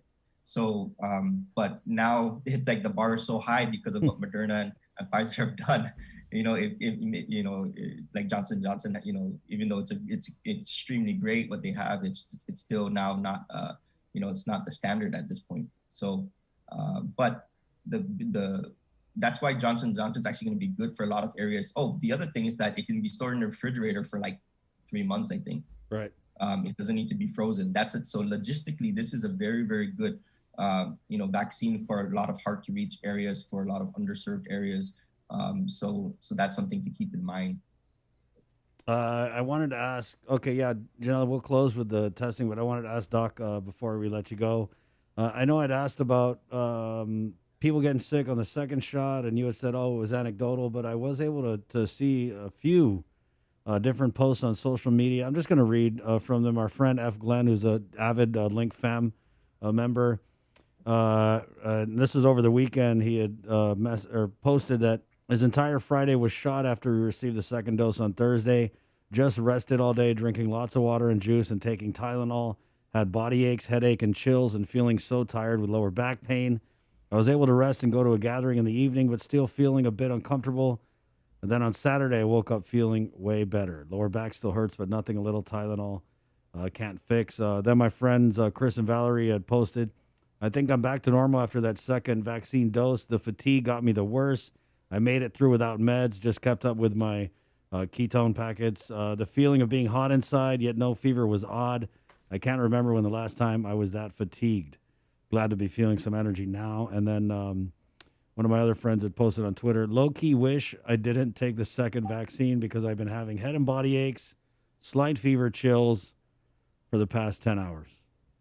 So is that kind of normal? I'm not freaking guys. I mean, you're going to get the second shot, get the second shot. Because if you don't get the second shot, then you got to wait a while, then start all over. So you definitely got to. But just so people know what to expect, is that pretty much run-of-the-mill, or are these like just the freak cases? No, well, so let's be clear that so about 4% of people after their second dose are going to have that fatigue, and about 2% are going to have that headache. And so, but they're the ones that are going to be vocal about it also, right? So they're the ones you're going to hear from. You don't, we've given up to about 50,000 vaccine doses, close to it now. And so we're not hearing everybody's testimony about it. You're hearing a few of these. But I will say this, those who, for these individuals, I'm sorry you went through that. I know it was tough, but it's very clear that now your immune system is ready. It's ready to go if it sees COVID and actual COVID. And so that's an important part there. And then I also would say this, if they had symptoms that bad from the vaccine, if they actually got COVID, they'd probably be a whole lot worse. And so it's thinking about that in context and comparing it toward some other evils, so to speak. But good. Overall, good for them for going through it and getting that second vaccine and powering through. And now they're so much more ready at this point. Hey, I wanted to ask. Okay, Janelle, go ahead. I just wanted to give you a little bit of balance there. When I got my vaccine, my symptoms from the first dose to the second dose were almost exactly the same. I just had the pain in where the shot was at on my left arm, and mild fatigue from the first dose to the second dose, exactly the same. I didn't get the fever, the chills. I still could get out of bed and, have a normal day. So, it really ranges from person to person. Right. And I actually thought, what's wrong with me? Why am I not getting the fever and chills and all that? I thought maybe it wasn't working. So I think it really ranges from person to person as well. And I don't know, maybe Dr. Cabrera can add to that. Yeah. So, Doc, I wanted to ask before we let you go, and then Janelle is going to touch on the testing. With the senators getting the vaccination, I had asked a couple of them, hey, what do you think about this? Should there have been a priority maybe given to more essential critical workers who interact with the public more, and they kind of like threw the vaccine council under the bus and said, oh, they're the ones that come up with the protocol. I don't know, you got to ask them. So are you able to maybe give us a little insight into why the senators were bumped ahead of other people? Well, one is that, even with the age requirement at where it was only an inclusion of 6 people. Okay. And so the argument was pretty clear, is that it was continuity of government that was important in that aspect. And in fact, something I've been arguing that call should have been made even earlier because of just the limited amount, but it wasn't for the whole legislative branch. But I will say this, we talk about a lot of other essential and critical, areas, those in the phase 1B, for example, is that a lot of them are eligible already based on age. So combine the risk of their work and the risk of their age, they can be vaccinated. So it's not like we're completely ignoring them as well. 55 is very young when you think about it, especially compared to what the rest of the nation, a lot of them are still at the 75 and above. So, when you think about that, it makes a big difference. Right on. Okay, so you're basically saying that a vast majority of the senators had already met pre-existing criteria to receive the vaccine doses, and only 6 were vaccinated at the discretion of the vaccine council. Well, they were given eligibility to get vaccinated. Whether or not they've gone through it, that's their personal choice. Right. And or whether or not they make that public, that's their personal choice. But the eligibility was given to them. So go ahead, Janelle. I wanted to point out too that it's not an uncommon practice, I think, in other jurisdictions where they give the same courtesy to state legislatures or elected officials for the same reason, for continuity of government. Right. Doc, so what about like continuity of the regular people? Where are we with the vaccine, doses for, like we said, those, grocery store workers, all the people who really come into contact with a lot of people per day? Well, that's exactly what I was speaking to in terms of the other critical and essential workers that are in phase 1B. And that includes grocery store clerks, gas station attendants, and so forth. In that a lot of them already are eligible just based on age, and so those at the highest risk in those industries can go and get their vaccine, and we recommend that they should go out and get the vaccine already now. And so part of what we're likely to be doing is just really reducing the age group in a serial fashion, and making more people eligible so that everybody in any industry can go out and get it based on age. And that's going to be the easiest way also to prove that you're eligible is age. So we're thinking about it both operationally and also by, and ease for, and making it the most simplistic, and not having to go through a lot of bureaucracy and trying to prove that you're a clerk at a gas station or what have you. And then where do you draw the line? Okay, you say grocery store. What about the stockers? What about the security that's there? So you get into all these different things, and it gets way more complicated, and then makes people more hesitant to go out and get vaccinated because they don't want to be turned away. Yeah. Well, I think you just would open it up and say all retail workers come to UOG or whatever. Yeah. So supply is also a big, important part here. Right. For every 5 years age, we go down. So if you go down from 55 to 50, you're adding about 10,000 eligible people that could come out and get vaccinated. And as we just said earlier, we're going to be getting 35,000 additional shots early. And already, you have to remember, a big part of that is also for second doses for those that are due.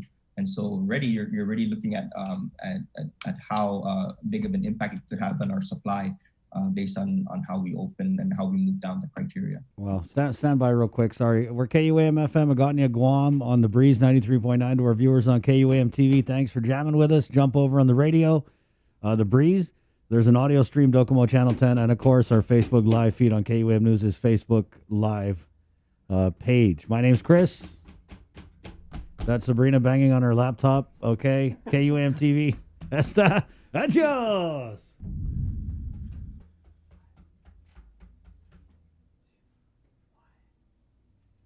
And we're back. Sabrina Salas Mantanani, good morning. I wanted to follow up on something regarding adult daycare centers. Where are we in approving the reopening of those facilities? Sabrina, I have to actually look into that. I know that we have been vaccinating the adult daycare centers. We've actually, we just went there yesterday, actually. And that was the third visit that we did with the adult daycare center. And I'm not sure if that third visit meant that we completed all of them for vaccination, because we're doing both the adult daycare, the patients that are there, the clients and their staff, the caregivers as well. But as far as reopening, that's something that I'll have to inquire with our team about and find out what the status is as far as reopening. Okay. But I can definitely get back to you on that. Okay. Thanks. Any questions for Dr. Cabrera? No, I think I sent all mine. You did, thanks. Oh, I was just letting people think I thought of those. Oh. Yeah. Okay, Doc, I guess we can let you go, but Janella, you want to close on the testing and see you, Doc. Oh, Dr. Cabrera, before you go, I just want to say that I ran into your mom at Payless. And your mom said that this is her favorite show. And she's, I mean, I'm not even lying. You can ask your mom. Endorsement from my mom. Wow. Yeah. I don't know if it's your favorite show, but your mama loves this show. So. Well, she's wished him happy birthday before. She's sending birthday shout outs for Doc. Yeah. Because I see her on the I was like, is that? Yeah. So thank you, Mrs. Cabrera, for your kind words. She's really sweet. She was like, man, I love you guys. When I wake up, I always catch the show. You guys are my favorite. So there you go, Doc. All right, thank you. I'm gonna start going through your mom to get you on the show. Right. Okay. See you, Dr. Cabrera. Bye, Doc. Okay. Okay, Janella. You want to close on the testing? When's the testing? And today. Really today? Okay. Sorry. And really, if you could just kind of stress how important it is for people to go get their swabs. Yeah, thanks, Chris. So we are having another community testing today for COVID-19 testing at Tiedzin Grounds in Tiedzin, Barrigada. It starts at 9, so in about 48 minutes. And so we're offering up to 200 tests. It starts at 9, ends at 12. So we are, again, just encouraging the community to come out. You can be from any village, don't have to have symptoms. And again, this is the antigen testing, the Binex Now. Very convenient testing. We will have results available on site. Takes about 15 minutes to get your results. Pain-free. It's not the PCR test that goes all the way up to the pharyngeal. So it's a very convenient process. You're in and out of there, I would say, maybe 30 minutes. But just really want to encourage the community. One unique thing that we're starting now, every time we go into a village, I think last week we were in Jonya, this week we're in Tiedzin. Now we're passing out flyers just to kind of increase awareness in the village that we're in. So last week we had a really good turnout in Jonya, and we're hoping for a good turnout again this time in Tiedzin. But again, just encouraging the community to come out, take advantage of this. It's free. We're seeing low number of cases, but that doesn't mean that, we need to let our guard down. So just encouraging the community to take advantage of this. It's free. We continue to hear from the community about where is the next testing, or when is the next testing. And of course, we have available testing when there's no mass testing going on. So we have our Northern Community Health Center. But whenever we have mass testing, take advantage of it. So just want to put that message out there, and I thank KUAM for giving us this opportunity. Of course. Always. All right. Good? Yes. Okay, Janella. Thank you so much. Thanks, All right, Janella. take care, guys. It's 8:14 on the link. Good morning. It's Thursday, February 25th. Coming up, Cover Me, brought to you by Burger King, where they have the BK Big Fish, which we had some of those the other morning. Mwah. Delicious. All right. Really good. Crispy. Not too heavy on the mayo or the tartar sauce. It was the bun. It was amazing. I mean, if some were to come our way tomorrow on a Fishy Friday, I wouldn't even get mad. You know what I mean? I'd be like, okay, we can do that. But you can also do the Impossible Whopper, and that's vegan, right? It's impossibly. It's good. That's good. Joe Sir likes it. Joe Sir is allergic to vegetables, guys. So if he eats the Impossible Whopper and likes Joe Sir approved. It's Joe Sir approved. The only vegetable he likes is rice. It's 8:14. We're going to take a quick break, and we're coming back with Senator Jim Moylan right here on the link. Uno Go has arrived and is here to deliver you food from your favorite restaurant in a safe, reliable, and fast way. Choose from a variety of restaurants island-wide and track your orders in real time, with quick deliveries whenever your cravings kick in. Plus, sanitized vehicles, reliable drivers, and safety seals for your peace of mind. Make the dash to Uno Go. Visit uno-go.com or download the app at the App Store or Google Play. Uno Go, delivering Guam on demand.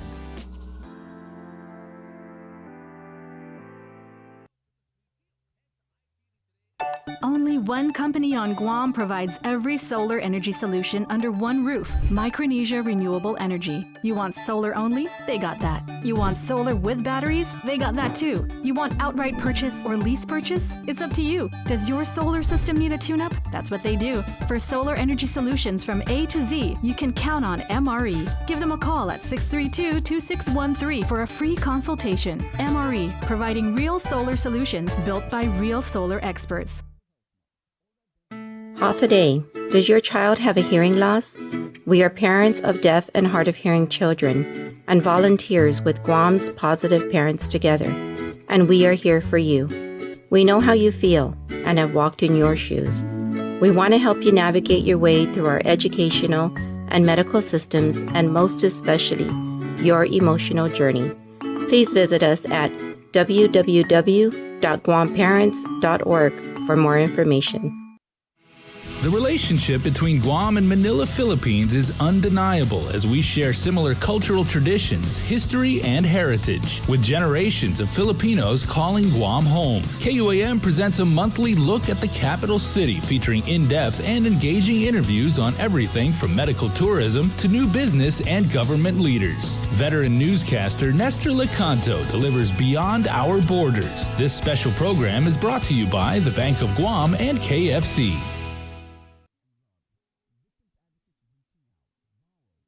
We got your 6. At 6 a.m. with the link on Breeze 93.9 FM. Bree and I connect you with all the latest news and information you need to know to start your day. Then check back with Guam's news leader at 6 p.m. for the day's top headlines with KUAM News Primetime. From 6 a.m. to 6 p.m. and everything else in between with KUAM Digital, we got your 6.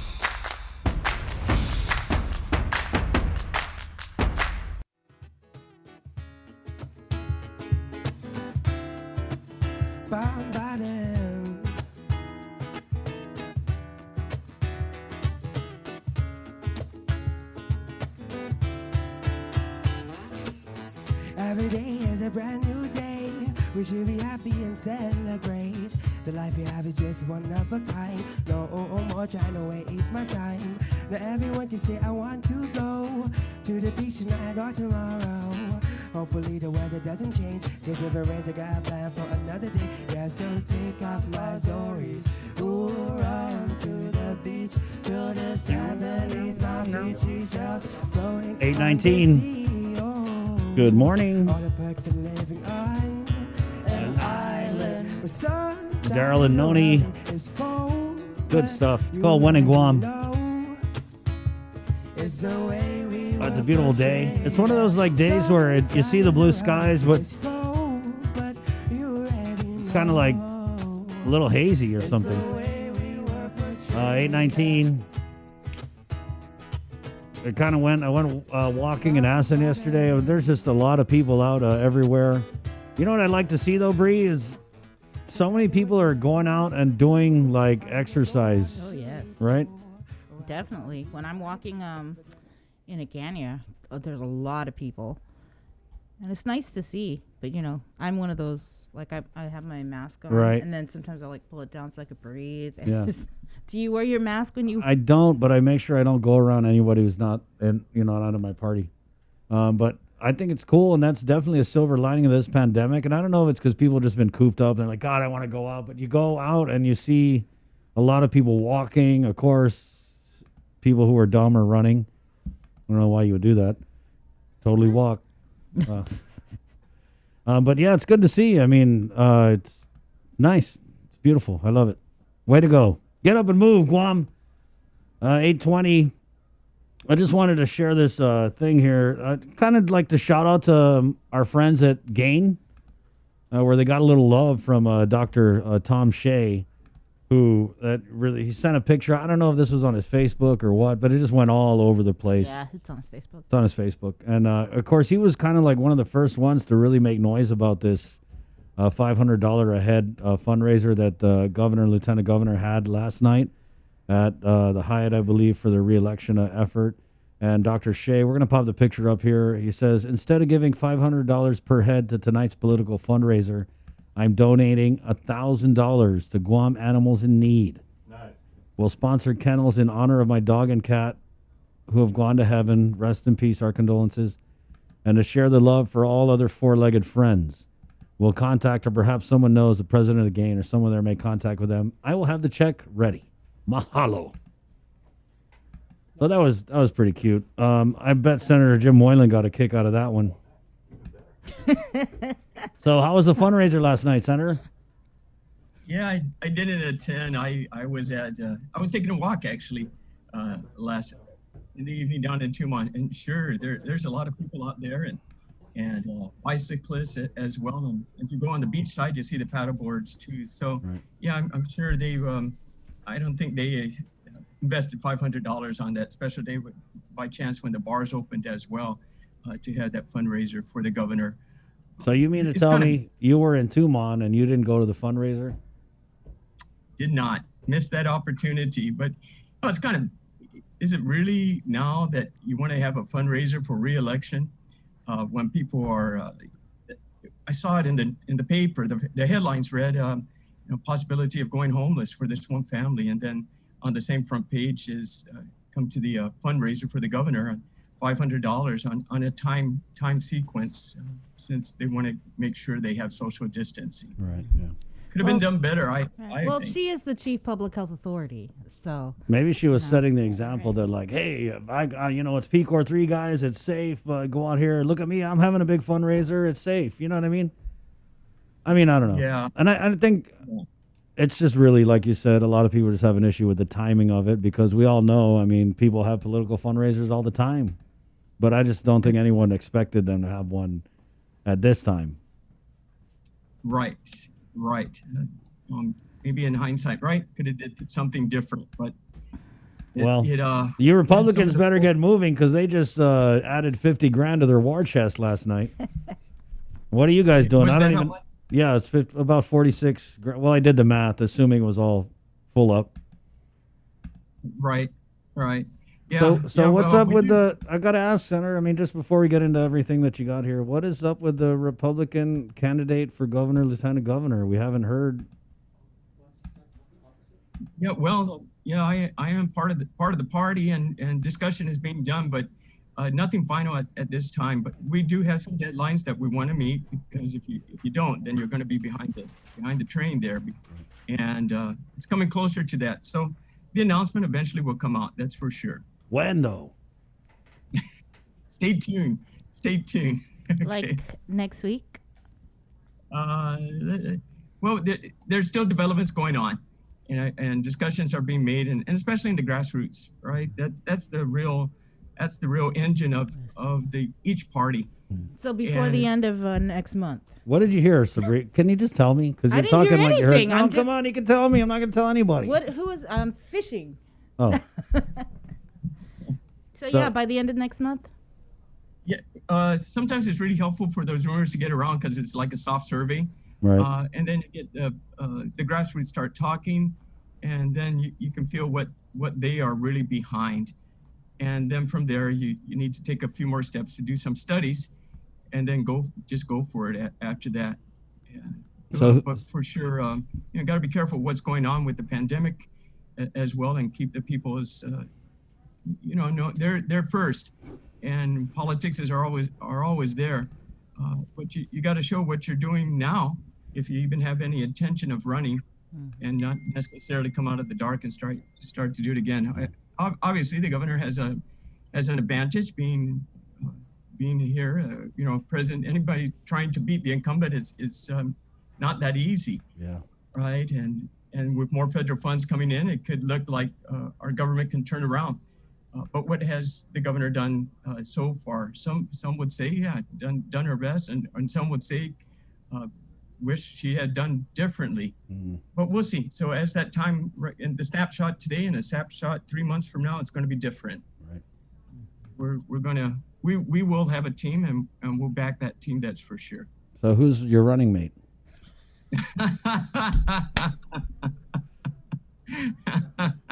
We can talk about that, Chris. Are you interested? How about Bree? Come on, Bree.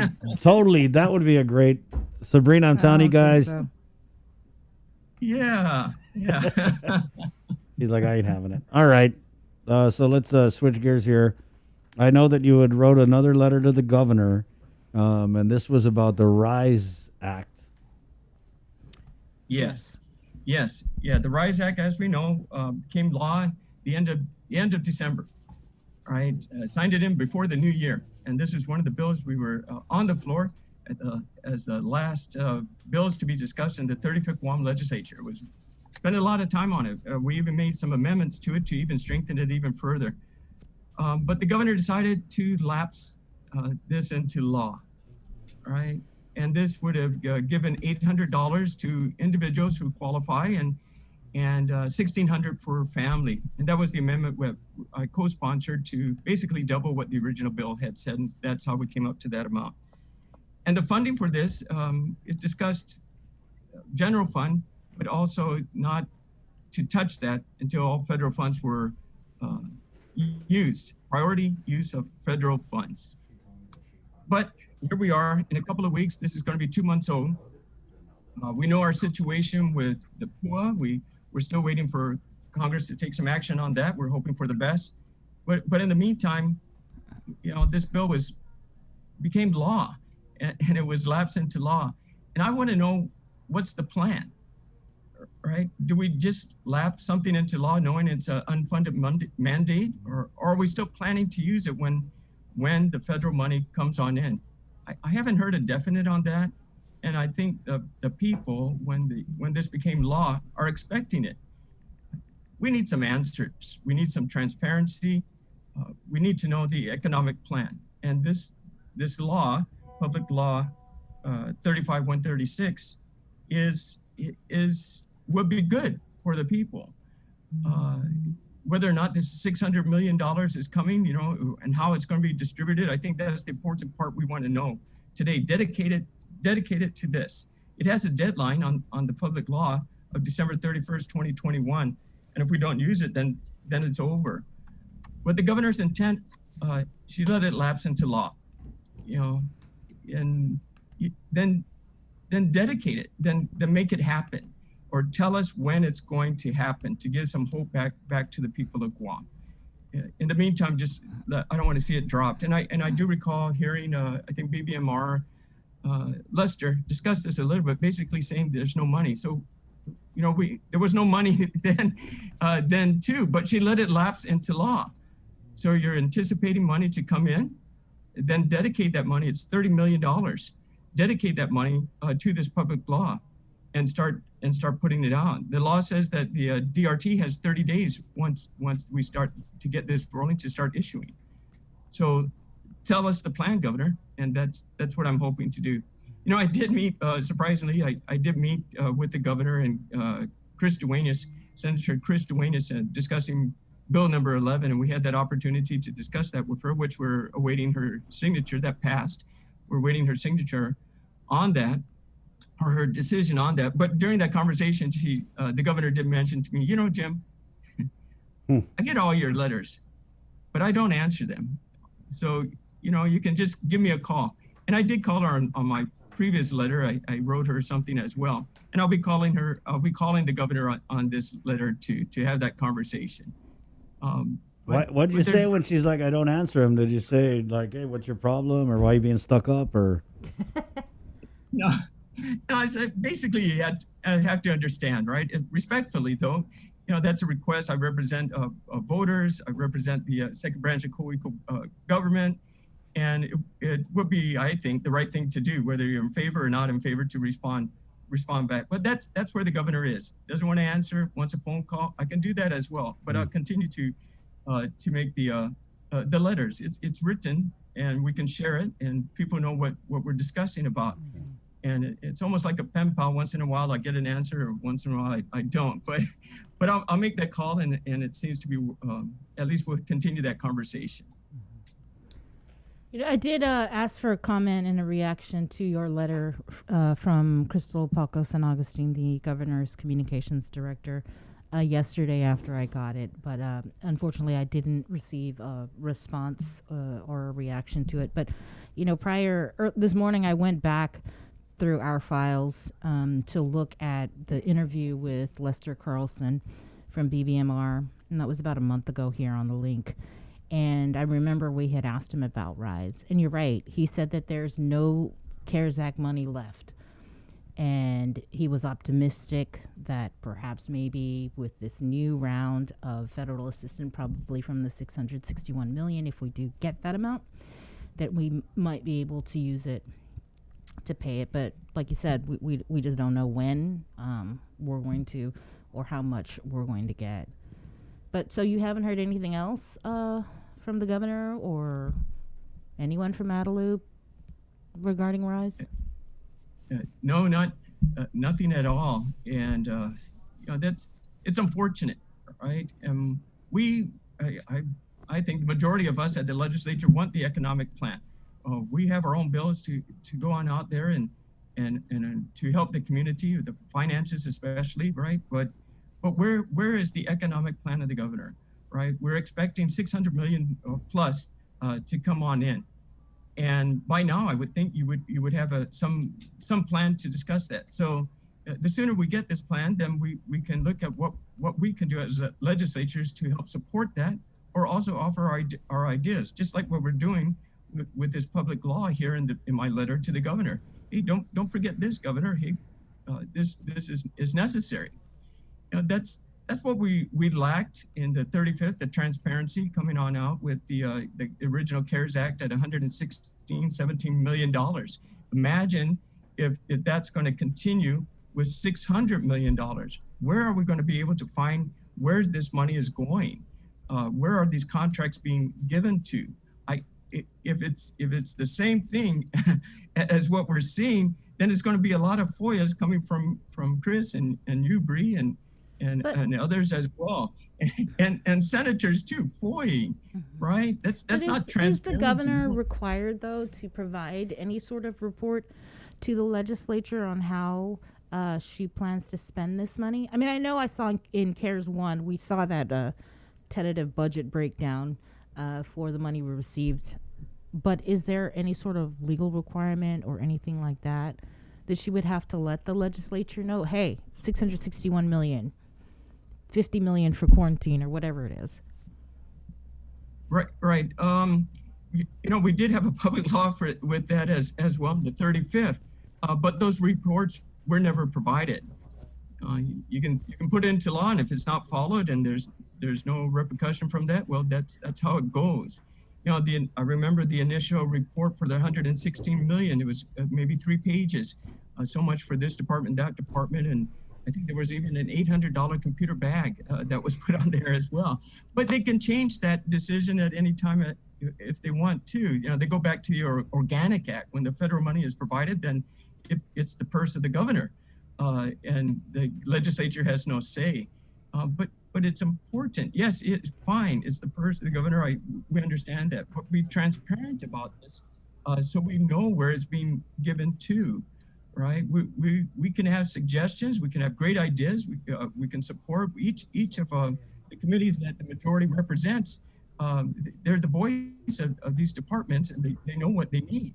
And that's why we should be distributing it. We all our senators get these continuous calls for assistance and help, but we don't have the answers, you know. And if we have a plan that we can follow and support, then that's what we need. But it seems like if we're changing this as it goes along, or we're not sure what's happening at this point, well, we're really behind the curve. And I don't want that to happen when we got $600 million expected to come in, but where's the plan? You know, we should already have it in place. We talked with this about Speaker Terlai yesterday, and you're right. I mean, with this hundreds of millions of dollars that the governor has already said the president that the legislature can't appropriate it, has no say in it whatsoever. I mean, you guys passed a law that you would have to file these, what was it, monthly reports, Bree? He was just talking about it. They only filed two. Two, right? Yeah. So, I mean, how do we kind of ensure moving forward that you guys take your rightful place in the supervision of the spending of the money on the island? Right. Well, Bill 11 in the 36th Guam legislature that was voted on, I think we have an 8-6 vote on that in favor, would have at least allowed the legislature to look at before the 30-day renewal of the pandemic emergency to ask these questions on the floor, right? It's like, you know, we have all the directors in front of us if necessary, to put it to allow each of the 15 senators to ask the important questions, and then we can have it all recorded and done with. You know, the governor's concerned that they're going to waste our time. No, we're not wasting anybody's time. Okay, you come prepared, and that we can get this done quickly. You're not prepared and unable to answer the question, well, then the governor's ad loop is wasting the legislature's time. But I think that time is important to understand where the money is being directed to, where the contracts are going, how the priorities are being set. You know, will the legislature have the ability to stop the pandemic declaration? We already do, and we already can, but we're not. Bill 11 is about transparency, and the people know what exactly is going on. Fortunately for us with the media, you guys are doing a great job. You know, you're a little oversight hearing every time you call out somebody, right? And you're asking great questions, and you get to the point. You know? And sometimes we should play that back for our committee reports. Maybe we can use that. You said this on this date at this time with this interview, right? But that's the people's house is where this should be explained, with the representatives of the elected officials and the government and the ad loop coming before us. We are not taking away the authority of the governor. That governor has complete authority to do with what she wants. We want to know the transparency. We want to know how the priorities are made and where we can direct and help influence this to come, because that's why they elected us, for checks and balances too, not just to rubber stamp, you know. And that's I think is a lot of the frustration that we're seeing in the 35th, and we don't want that to continue with the 36th. So it's different dynamics now. So, you know, good luck, Governor, on getting that. You know, I want the best for the island, but you must be transparent, and you must be able to work with us as well. And I'll continue to do that as well, and continue my letters and make my phone calls too. I mean, I don't know what's stopping you guys from playing clips from interviews on the floor during hearings. I mean, I can send you some. Let me know in your next hearing. I'll send you a bunch of clips.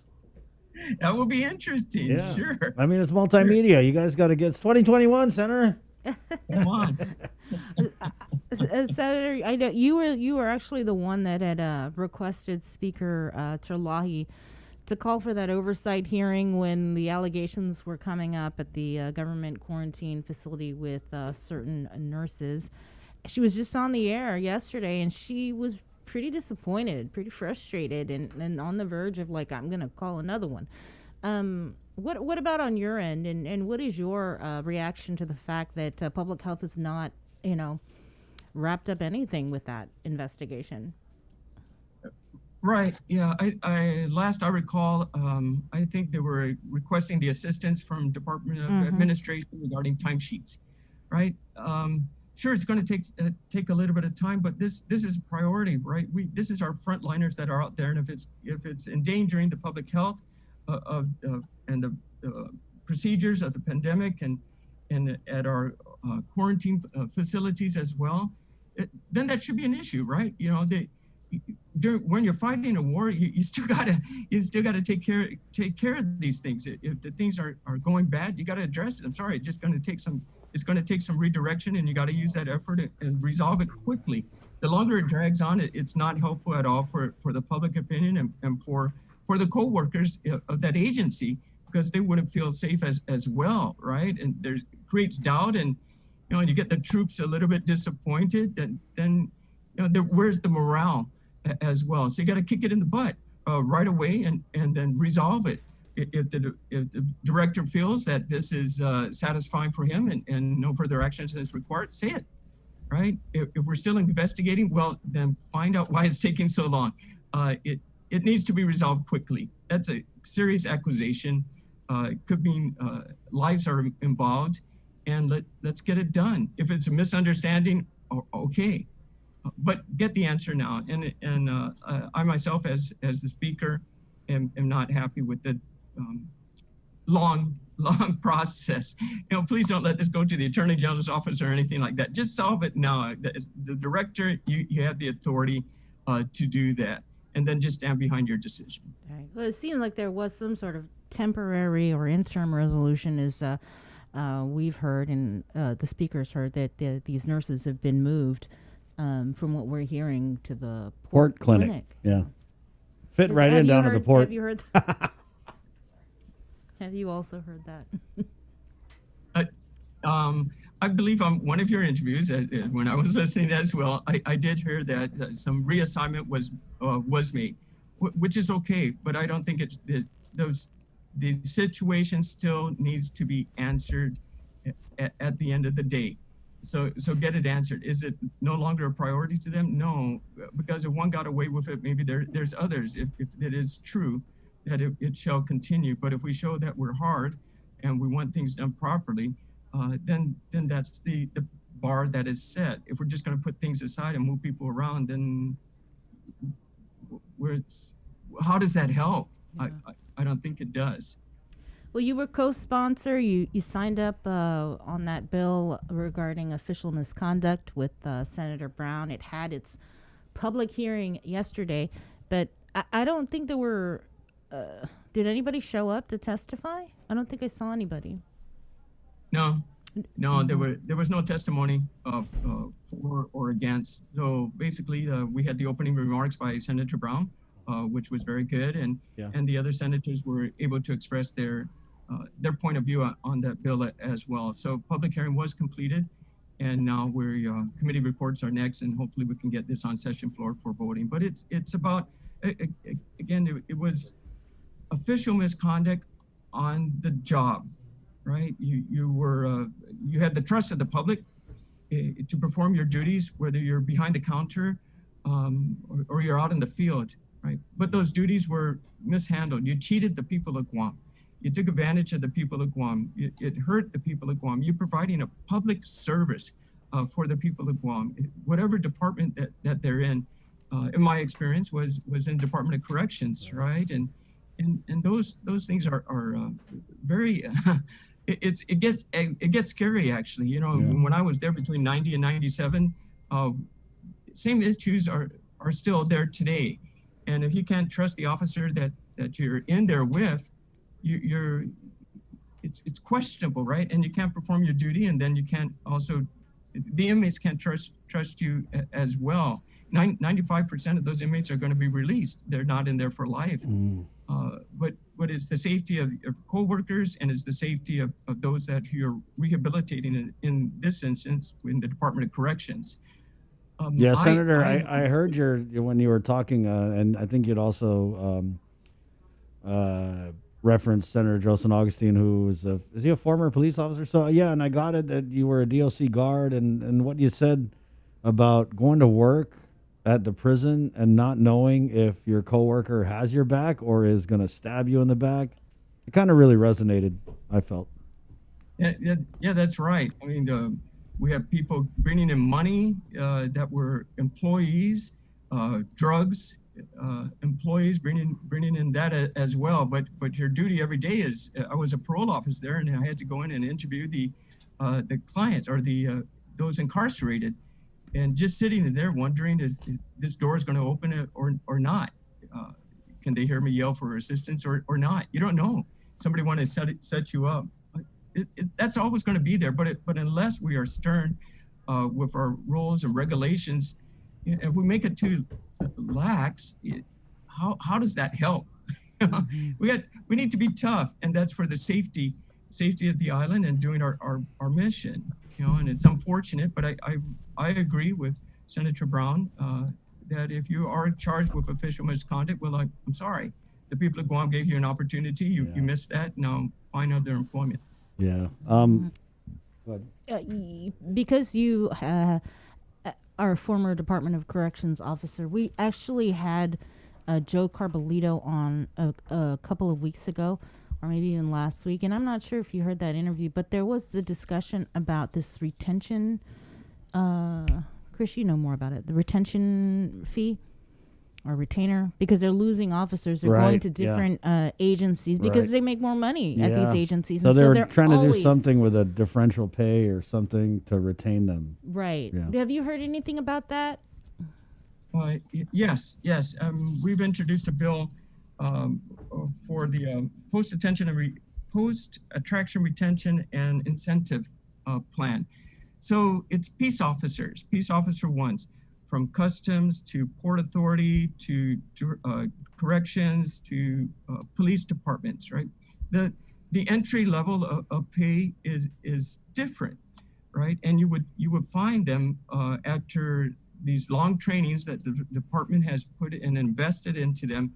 Shortly thereafter, when an opportunity opens up for a peace officer position that's higher paid, they move on, and rightfully so, right?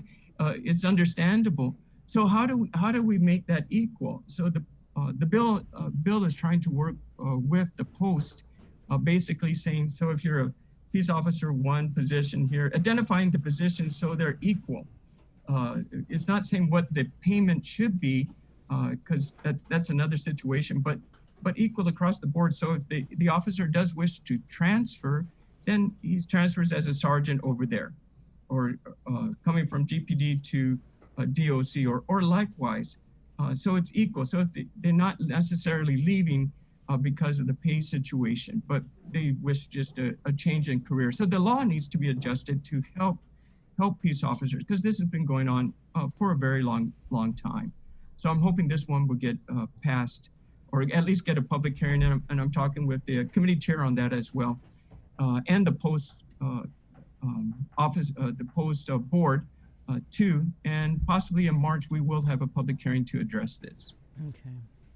Yeah, because Joe was really, they're seeing the $3 million reduction, I believe it is. 2.7 million, yep. In next fiscal year's budget. But I think there was a letter from BBMR that was like, hey, we can't include that that fee. But DOC, I don't even believe even included it in their budget request. Yeah. And speaking of the budget, I think I was listening to a hearing yesterday. In the current fiscal year budget, $100 million shortfall. Is that correct? I don't have the exact figures, but it will probably be close to that. Yes, and of course, Adelup's saving grace will be the next federal funding relief coming in, which they would have more ability to spread as they wish, and the island definitely needs that. We know our tourist industry is still pending, even if we are at zero. I don't know where our tourist base is coming from, where their situation is. So until they say they can come in or not, we know we need to diversify. We did have one public law with the drone industry, and also the distribution and fulfillment centers too, which we're pushing now to get it implemented. But in the meantime, the CRER report, I think we're up 25 million. Now we're at 3%, and a quarter of that continuing at a quarter of 3%, then that talks about reorganization by law that the governor has to start to look at. It's not looking good at all. So we'll just have to really, the federal government looks at like a bailout for us now, and that's why it's important, like what we tried to do with Bill 11, to have that transparency so we can ensure this. Will it ever come again? I don't know. Is it actually going to be 600 million? We don't know. But wherever this money that does come in goes, we need to know, and we need to know how it's spent properly. And that's why we had to get back to making sure our government employees are following that straight line and making sure our directors are on top of them to make things. It's got to be stern. It's got to be done right. And when troubles come up, then we got to take care of it right away. Well, the congressman is back on island. Have you or maybe even have you heard if there's going to be any meeting with the congressman and maybe to update senators on what's happening in Washington with this federal assistance package? I haven't seen any release yet coming out officially to all the senators. I would look forward to that. And I'll be reaching out to our congressman while he is on island, just to have a sit down talk with him and all the things that he's doing and seeing how we can continue to work for additional funding for the island of Guam and get some clarifications on a few things as well. So I'll be making that appointment time personally for myself. All right. Thanks. Anything else, Senator? Let's see. We're continuing to push this. We're going into our March already, right? We'll be having our second session, and I'm hoping that we'll have some good bills on the floor to help the island on the economy, and that's where my focus will continue.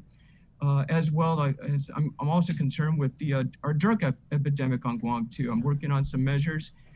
We need these, with the X-ray machine and situations like that. I've been talking with the customs officers about this and where we need to provide some support. So with public-private partnership, that's a bill we have introduced to help them get their equipment so we can start getting more.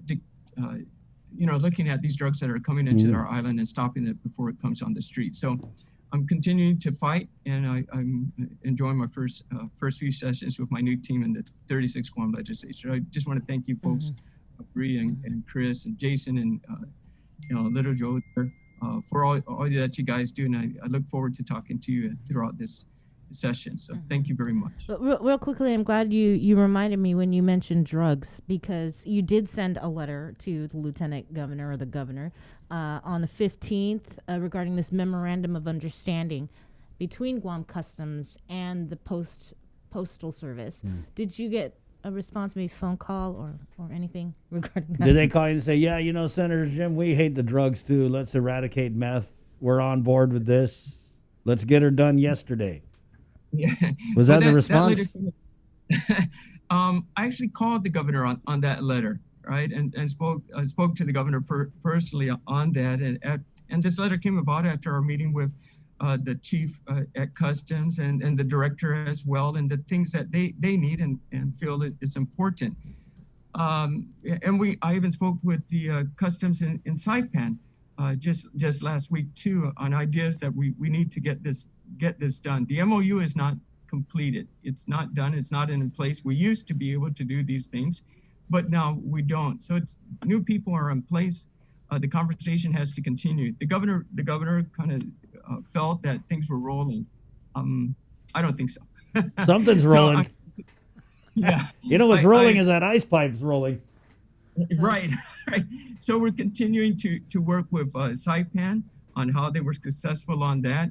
We have a draft of their MOU that they have, and I'm going to be talking with the director of our customs so we can get it done and send it over. And maybe we need, that's one of the things that we're talking to our congressman about as well. If we need a federal assistant, and have our congressman talk to the U.S. Post Office over there and tell them our situation. And until it's done, that MOU is done, I'm going to keep on fighting for this. It's important to get done. We need our dogs in there, not just for international mail, but also for domestic mail too. So we're still working on it, and I'll give the governor a call to let her know when I'm done, and then she can sign off on it. A call or a letter? We'll follow up with a letter, most likely. All right. Okay. Thanks, Senator. All right. Thank you. Thank Okay, you. stay Have a great safe. morning. We're out there Right. walking into Mont. Right on. Okay. There you go. 8:55.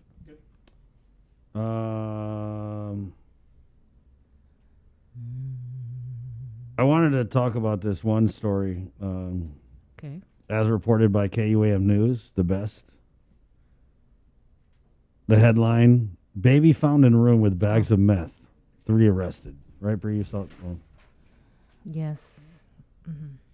So GPD, I think it was on Tuesday or Wednesday, they executed a search warrant for I wrote it, a container home along Swamp Road. And so inside the container home, they found 3 people and then a 6-month-old baby.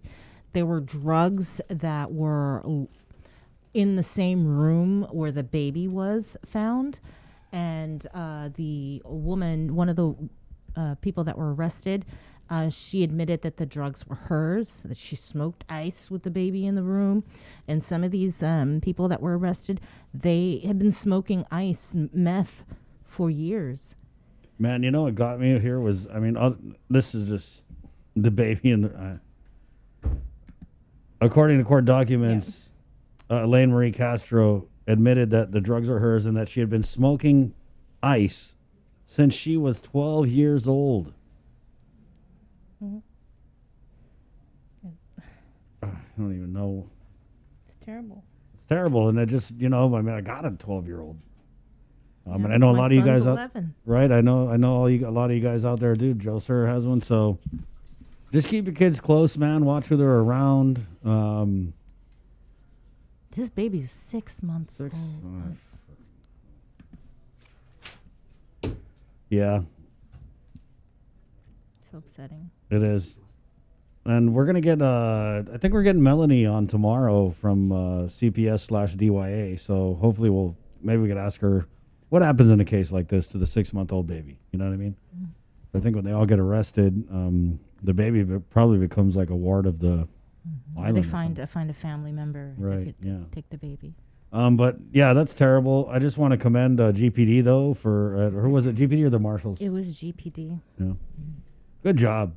There was another story here. Dwayne Edward Mateo allegedly sold drugs to police source twice.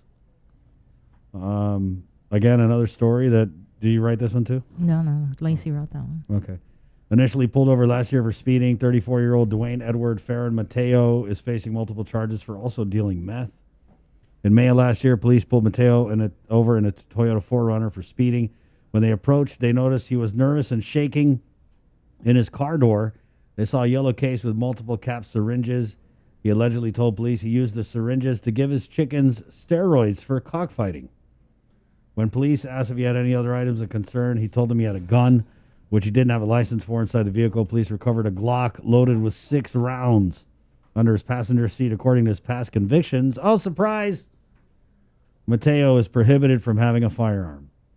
Then, in August of 2020, Mateo allegedly sold 3.48 grams of methamphetamine to a police source of information for $604 at his Dedito home. Another arrangement was made for the source to purchase more meth at Mateo's home on February 18th, but instead Mateo told the source to meet him at a container home on Swamp Road. Oh, we got to start checking these container homes. The source then allegedly bought 5.5 grams of meth from Mateo for $1,200. So I was just wondering, Bree, like if he was pulled over in May with a gun that he wasn't supposed to have, how was it that he was dealing meth in August? Was that like a book and release? Maybe. Because remember there was something with the AG's office was releasing their... Remember that? Yeah, I remember. So I just think that's interesting that you can get pulled over with a gun that you're not supposed to have as a person with a criminal past, and then just a few months later, they're busting you for selling meth. So I don't know who's letting these guys out, but it happens all the time. You see so many of these like felony on felony release. Yeah, there was a case just last week actually. where there was a guy, I can't remember his name, but he had been busted multiple times since 2014, I think, in and out of jail for drugs. His last arrest was in December. Then he was indicted by a Superior Court grand jury, also on drug charges. But then, like 2 weeks later, the federal government, he was indicted by the federal. But yeah, so I don't know. Then even in this Keith Castro murder trial, Joshua Palacios, who got a life sentence, and Tomas Taitano were both out. I think Tomas was out early on an arson thing, and then I had read in the story that Palacios was also out. He got an early release on something. So, yeah, I don't know what the hell's going on, but it's too many of these knuckleheads getting out early for whatever reason, whether it's COVID or, book and release. It just doesn't seem consistent. It seems like case to case, it's just so there's no rhyme or reason. It's 9 o'clock. Something I wanted to talk about before we get our next guest, Senator Joanne Brown, on, and Senator Moylan kind of touched on it, was, our good friend here at the link, Roberto Fraccassini. Mr. Fraccassini. Hey, forget about it. So he's with one of the Rotary clubs. I don't know which one. I believe it's a Rotary Club of Tumon Bay. Go ahead. I believe it's a Rotary Club of Tumon Bay. Right. So get a load of this, guys. So remember we had Chief He's a past president, too. He's a past president, right? So, I mean, he's up there in the Rotary scheme of things. But so we had Customs Chief Pareto on, and he was saying, like, they don't have enough drug dogs or whatever. And so Mr. Fraccassini had reached out to us yesterday. Yeah. And the Rotary Club, what they want to do is they want to have a fundraiser and raise funds so that they can donate these funds to Customs, so Customs can go and get another, or maybe more than one other, drug-sniffing dog. Yeah. And so he's asking us to put him in touch with Customs Chief Pareto, and they want to kind of like ask Chief Pareto, hey, how can we make this happen? Right. They I spoke with him yesterday because he stopped by the station, and he like you said, he heard the interview on the link about the need for the drug detecting dogs, and he was saying that they would like to invite Chief Pareto to come speak before the Rotary, probably virtually, and talk about what's needed. And what's the issue, basically what he did on the link. And from there, Mr. Fraccassini and the organization, we're going to look into ways to fundraise, not just with the Rotary Club of Tumon Bay, whichever organization he's in, but with all the other Rotary clubs on Guam. And there's a few. There's a Rotary Club of Northern Guam, and there's several, yeah. Mm-hmm. But that's just an example about people in our community who are stepping up, that care, are concerned. Yep.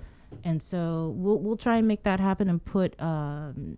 Pareto and Mr. Fraccassini in touch with one another. And especially for Signore Fraccassini, because he always joins when we open the show, and he always wishes everybody. Not he's saying, hey, good morning, link crew, and then like he'll have little side comments with everybody. Oh, have a nice day, Debbie. Hi, Glenn, and everything like that. Hi, Bev, Tess, Jay Salas. And then he says, oh, I'm going out on my run now. So he wants to make sure that the streets are safe so that he can continue to use this wonderful island. You know what's sad, though, to me? It's like, why does the Rotary Club of Guam have to step up? You know what I mean? To me, that's what I mean, we're just too accustomed to getting used to BS here that we're like, do we need a customs dog? Oh, okay, it's fine. And then the Rotary Club's stepping up to raise money to get these dogs. Like, why isn't our government doing that? It's kind of like your job, you know what I mean? So once again, you got these private entities trying to, do good things for the community because the government of Guam is not doing those things for us. It's 9:03. We're going to take a really quick break. Coming this up. is me exercising restraint. Bria's like, You're doing those woo-sa, woo-sa. All right. 9:03. Hey, Tom, you can go to the bar. You want to exercise restraint? Read. It's happy hour. Oh, she brought it. Yeah. It's 9:03. I might just check it out, see Right on. what's going on. I mean, if our public health authority can hold a $500 cocktail reception, obviously it's safe. It is, yeah. That's what I was saying earlier, is maybe she was setting the example. Like, hey, guys, look at me. I'm out here schmoozing with 2,500 people, and it's like, it's okay. 23. 23 other people, right, because 23, and then the limit is 25, so you add Lou and Josh, that makes 25. Can we pop up those pictures of the Jeep? I just wanted to put this out, because this happened last night. On the first night of bars reopening. Oh, I put it in the chat. But we'll set it up. We got to do it after break. Okay, we'll do it after break. Yeah, so we'll talk about that after break. And then we're going to get Senator Joanne Brown in. And then we've also got Monica and Lorraine from Guam, Guam Unique Merchandise. I forget what the A stands for, sorry. But they're coming up here on the link. So keep it where you got it. Again, we're KUAM FM, Agotni, Guam. This is The Breeze, 93.9. Catch the barbecue and GU Self-Storage, conveniently located near the Harmon McDonald's. We offer affordable rates, online payments, and auto bill pay for your convenience. Plus gate access daily from 6 a.m. to 9 p.m. Call us today at 648-7867 for more information.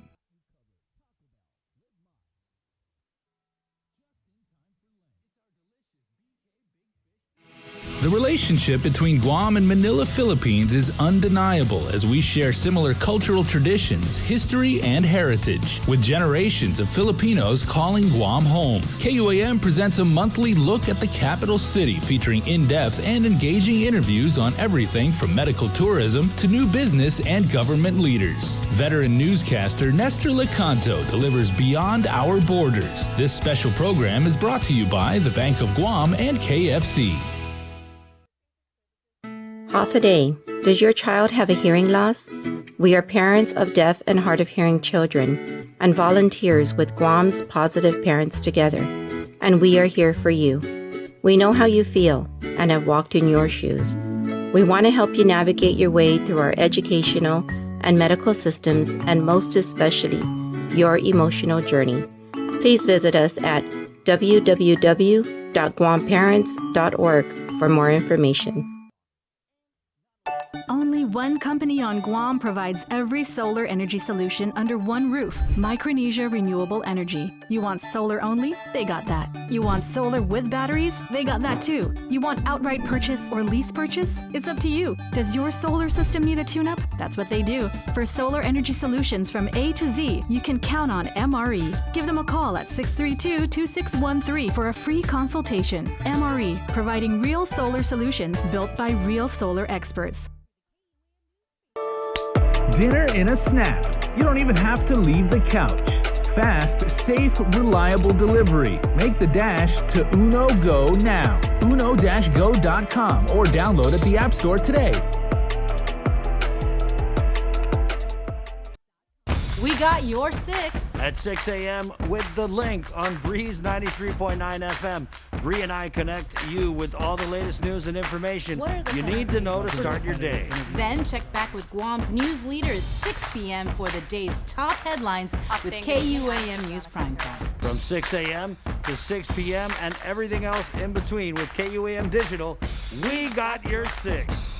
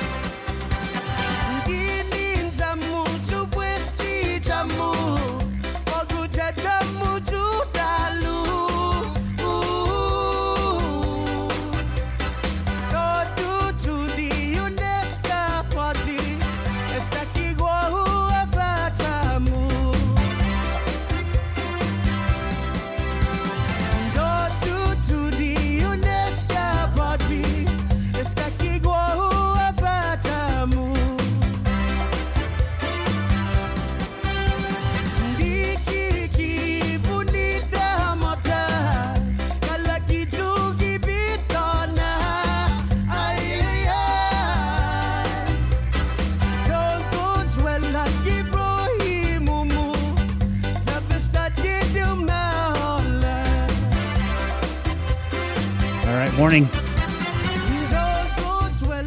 times steady with Austin Sarlo, who's I think he stays out in California. Okay, we got those pictures. Let's pop these pictures up. This happened, I want to say, early this morning on the first night of bars being reopened. So there was a Jeep that crashed into Jerry Kitchen in Tamuning. These are going around. You probably just got these pictures on WhatsApp. That's that little business complex right across the street from It's FHB. where the big screen is, the Trivision, ITC intersection. Yeah. It's Yeah. so funny because I was just, before I even clicked on the chat, I was asking about, hey, did anybody hear about what happened at Jerry's Kitchen? Yeah. Because there was a police officer outside there this morning. It looked like it was a fire, but clearly it was something different. Yeah, so, man, I was just, I like Jerry Kitchen. I ate there a couple times. So apparently it looked like the Jeep kind of like veered. Did it go? I got through a info window? from Sergeant Tapal. Okay. First of all, it's not a DUI. Okay. Okay. So I know the bars reopened last night, and coincidentally, this also happened. But what it was an auto off-roadway. So the auto ran off the roadway, and ran into Jerry Kitchen. Yeah, look at that. Wow, That's really scary though, because when you consider how wide that that parking lot is too, to go off of Marine Corps Drive, that's what would you say, maybe like a 50 feet?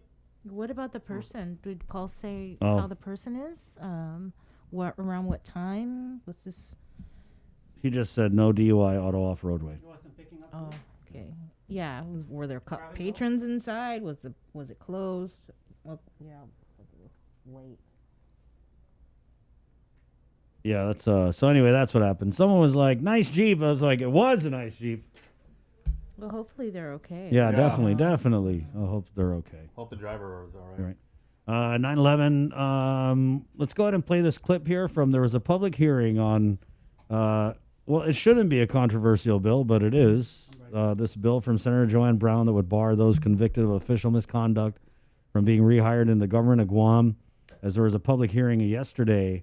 And I just wanted to play this clip from Speaker Therese Terlahi, who was one of the speakers at this public hearing yesterday. And she's talking about an opinion from the AG's office that had come out. And remember, this all started right here on this show, on the link. We interviewed Port GM Roy Respicio. We got a tip that Frankie Rosalind was hired at the port. And, of course, Rory at the time had confirmed that.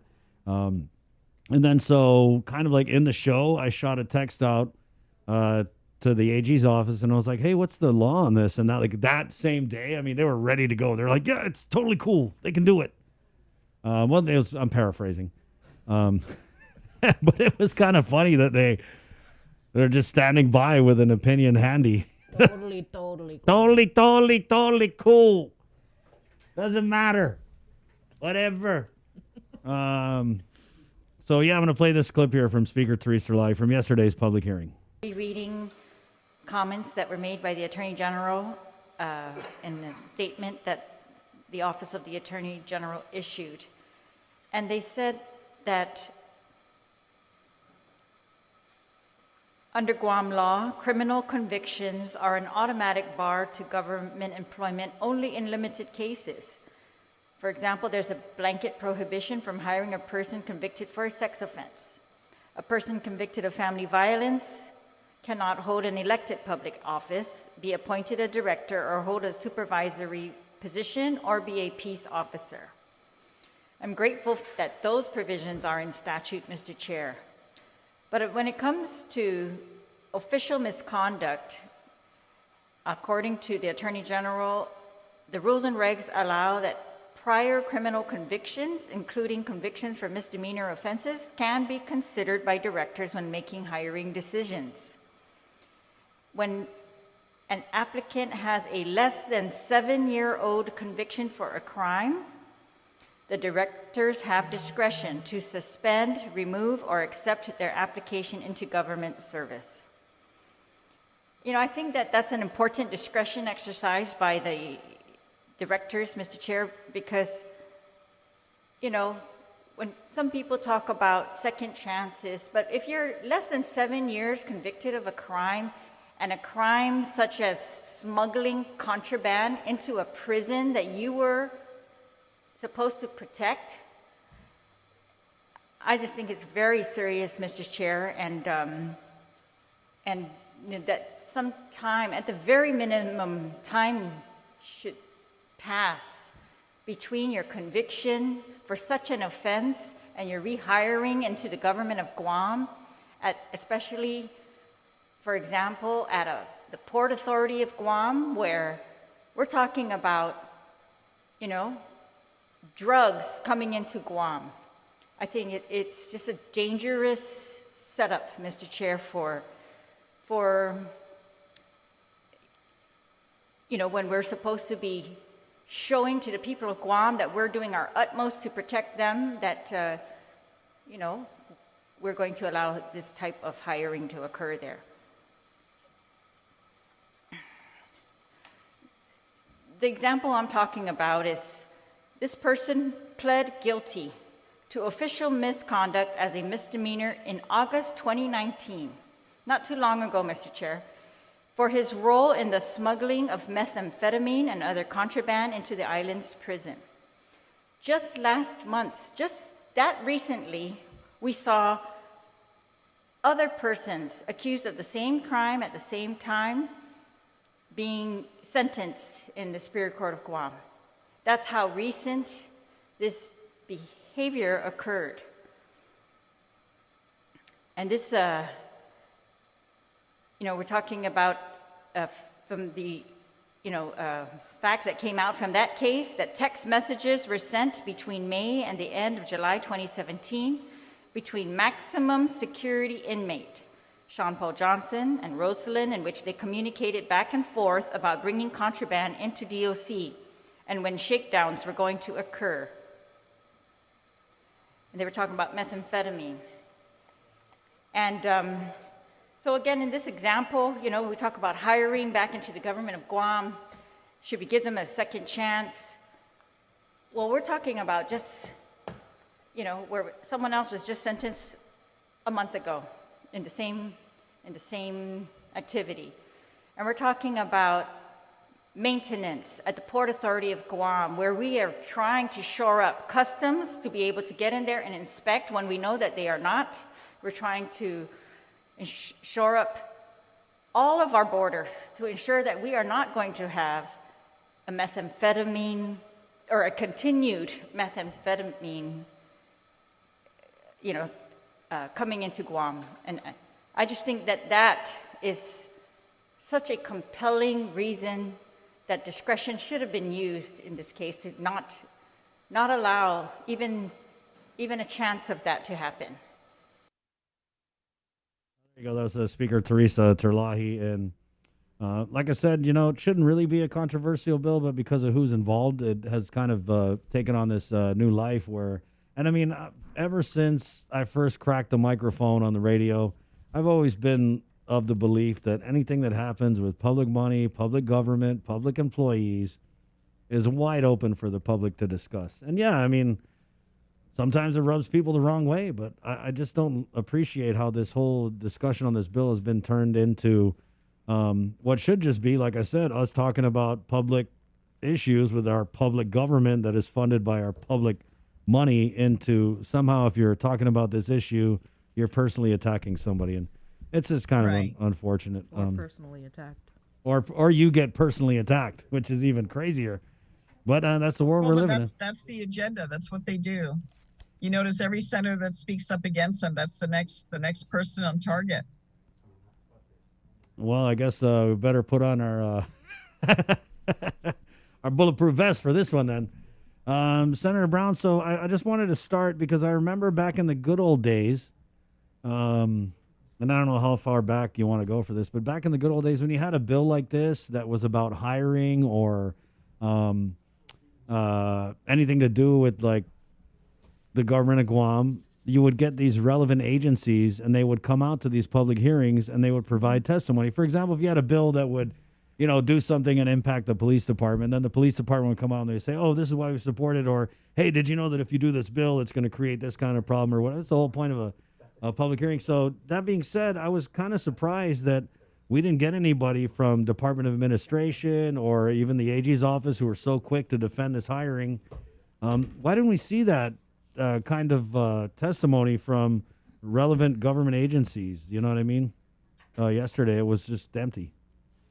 Well, I agree with you. I mean, it's a good question. You would think that those key agencies would have some response to it, but this seems to be the standard these days, you know, unless they're really pressed on an issue, they don't have a comment or they just let it go by. Were you surprised at all, though?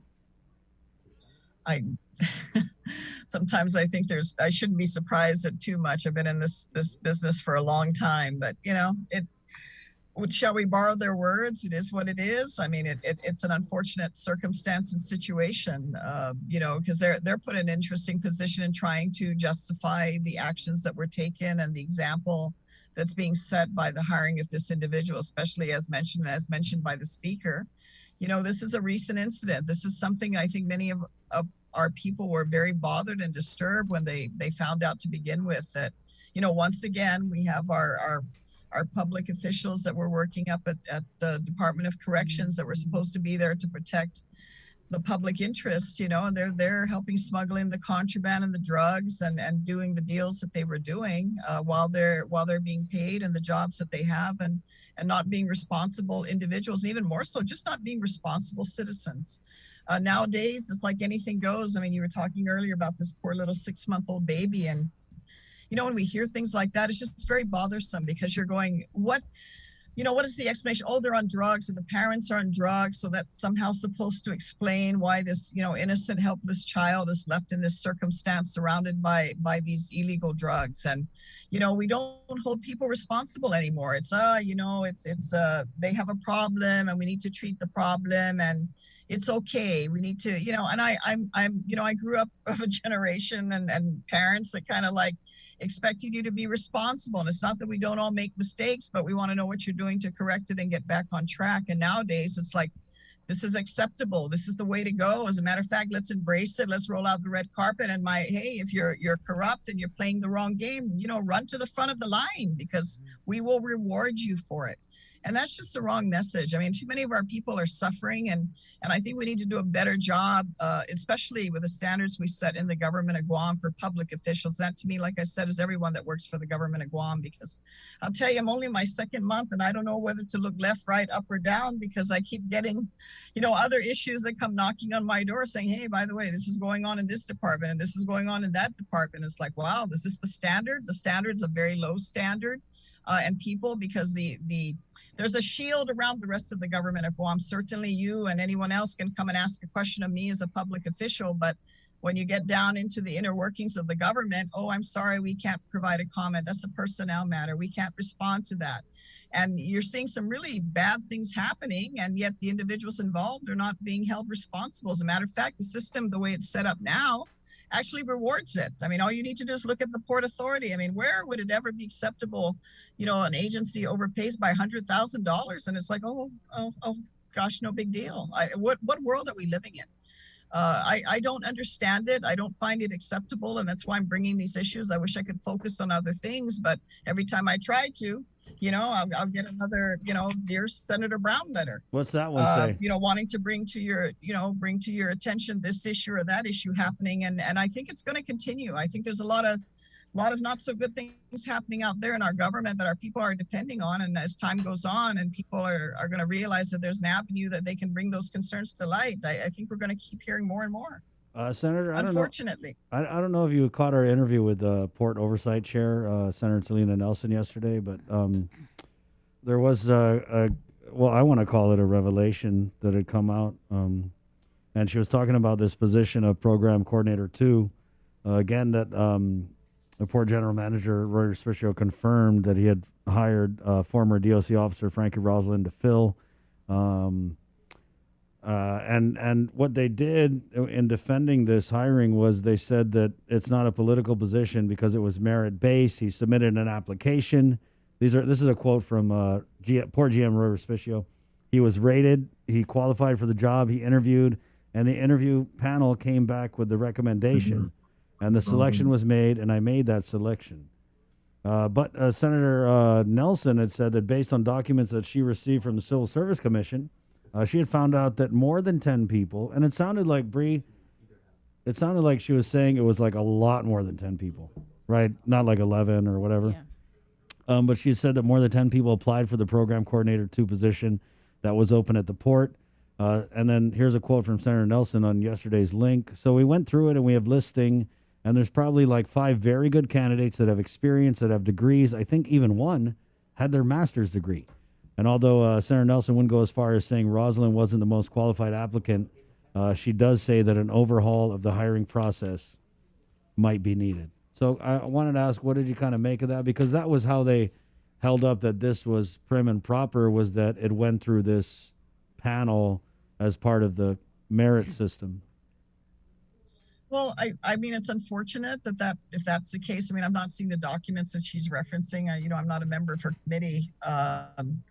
But I mean, it just brings, are we surprised? I don't think we're surprised, be it this case with this individual or others. And that I totally agree with her. I think there is an overhaul that is needed with regards to the hiring practices in the government of Guam, particularly in the classified service, because in my experience, I've seen how documents have been added and how documents can disappear out of a file.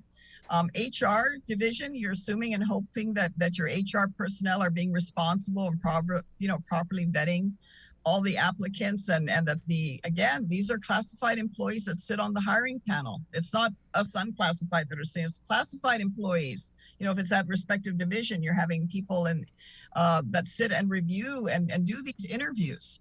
But I've also, in my experience, and it's coming to light as time goes on for me more and more, even since I've left the port, and information that's come to me about how deals are getting cut at the HR level. That's why you're not surprised that a lot of family, immediate people that are connected to some of these people in HR are hired at the port.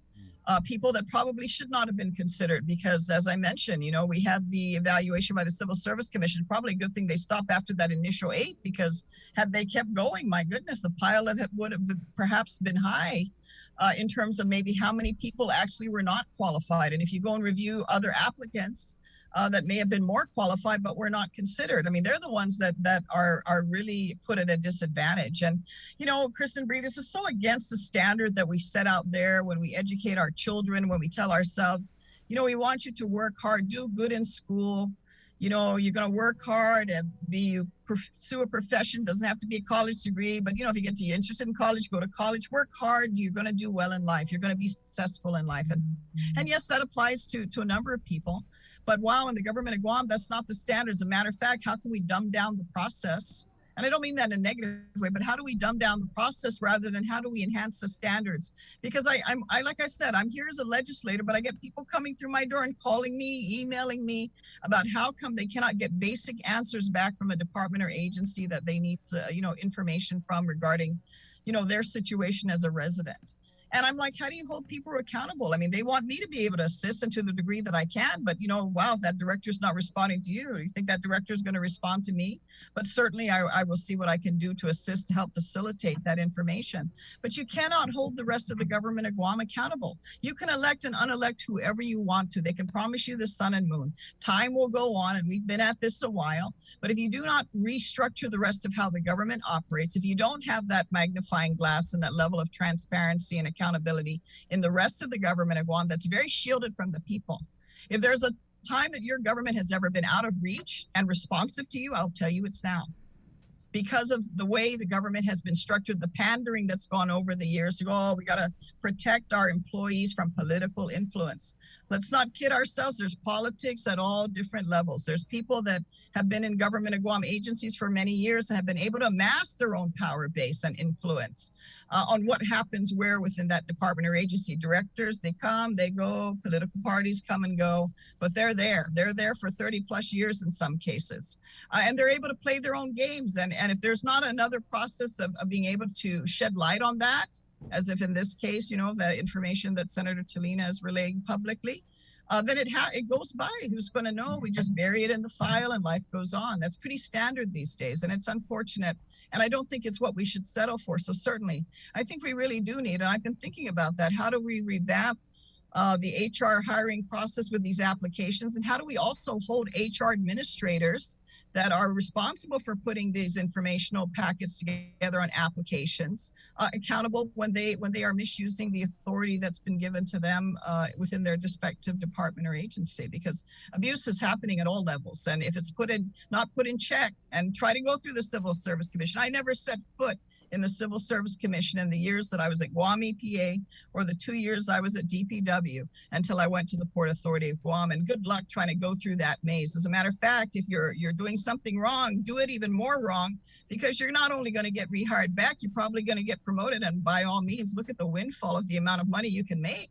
It's like, please, adverse action me, because it's to my advantage, rather than following the rules and being good. And there are a lot of good people. There are a lot of good people at the port, and I feel for them because, wow, they're trying to do the right thing, but all around them, they're seeing people doing the wrong thing. And there's people that are doing the wrong thing are getting rewarded for it. And that's what current management is holding up high, to go look at these examples. This is what they're so prideful about it.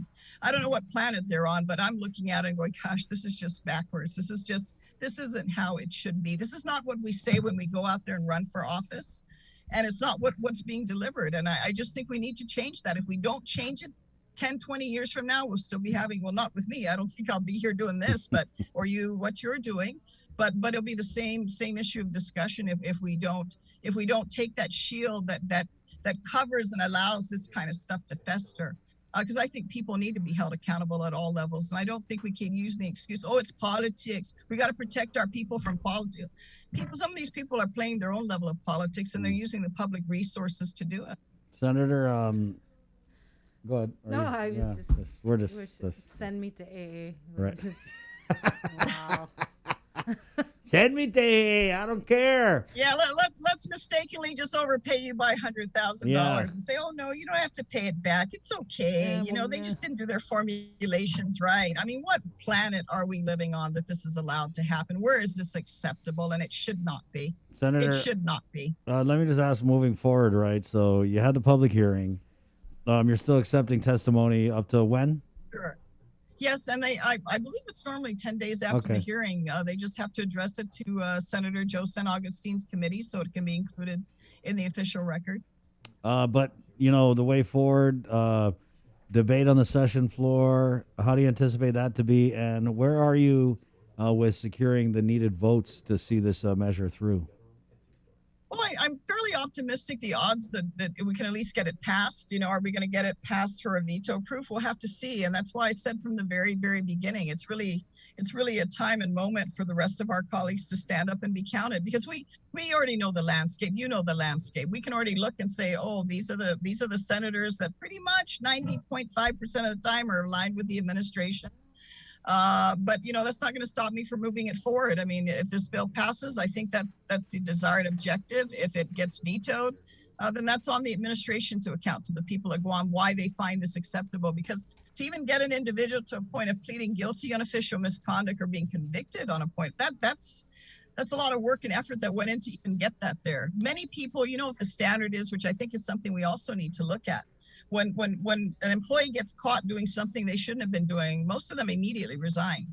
They don't want to go through the adverse action process. They don't want to put their dirty business out there, and formalize that. Because once you do and they have to take it to civil service, it becomes public. Right. Many of them immediately resign, especially those that are caught with they test positive for illegal drugs. That's a standard. They'll resign right away. They'll lay low. And then, maybe they try and pop up a few years later, or they'll pop up in another government of Guam agency. And then I start getting, hey, did you know so-and-so got, they stepped down from this agency and they're actually at the port now. But did you know that, you don't know because you're not aware that that information it ever went anywhere. There was never an adverse action because they resigned. And that's a pretty common process. I actually got a comment from the governor's communications director on the governor's stance on this bill.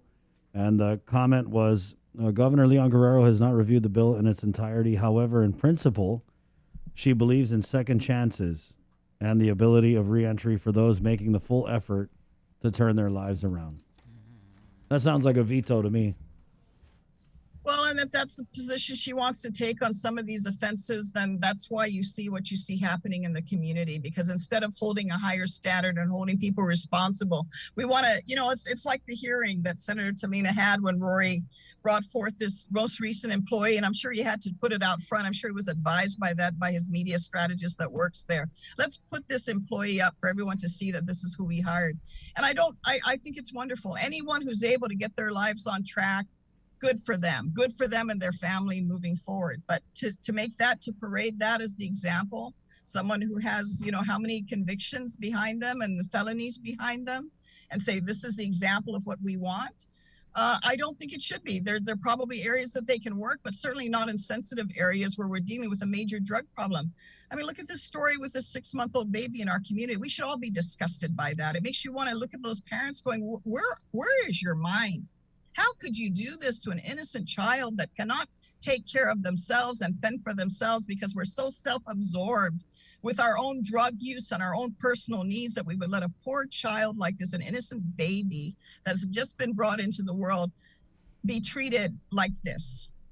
And many, we hear many of this. I mean, my first cousin retired from this division in government at Guam and had to deal with these cases. And you're just going, what is going on? When did this become acceptable? Because we're all for second and third chances. And there's certain areas and offenses in the government, as far as I'm concerned, you should not be allowed to come back and have the people of Guam continue to pay, because the priority are these individuals rather than what our mission is and what our responsibility is to the public. That's the shield they want to hide behind. If that's where the governor stands, then people of Guam take note of it. Take note of it.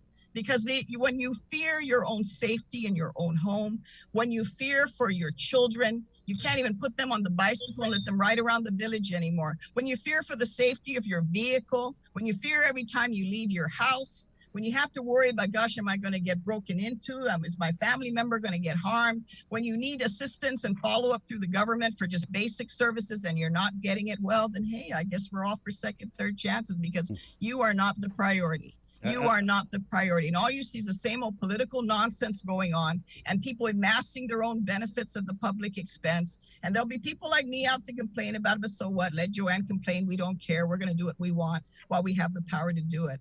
And I just don't think that's what running for public office and public service is all about.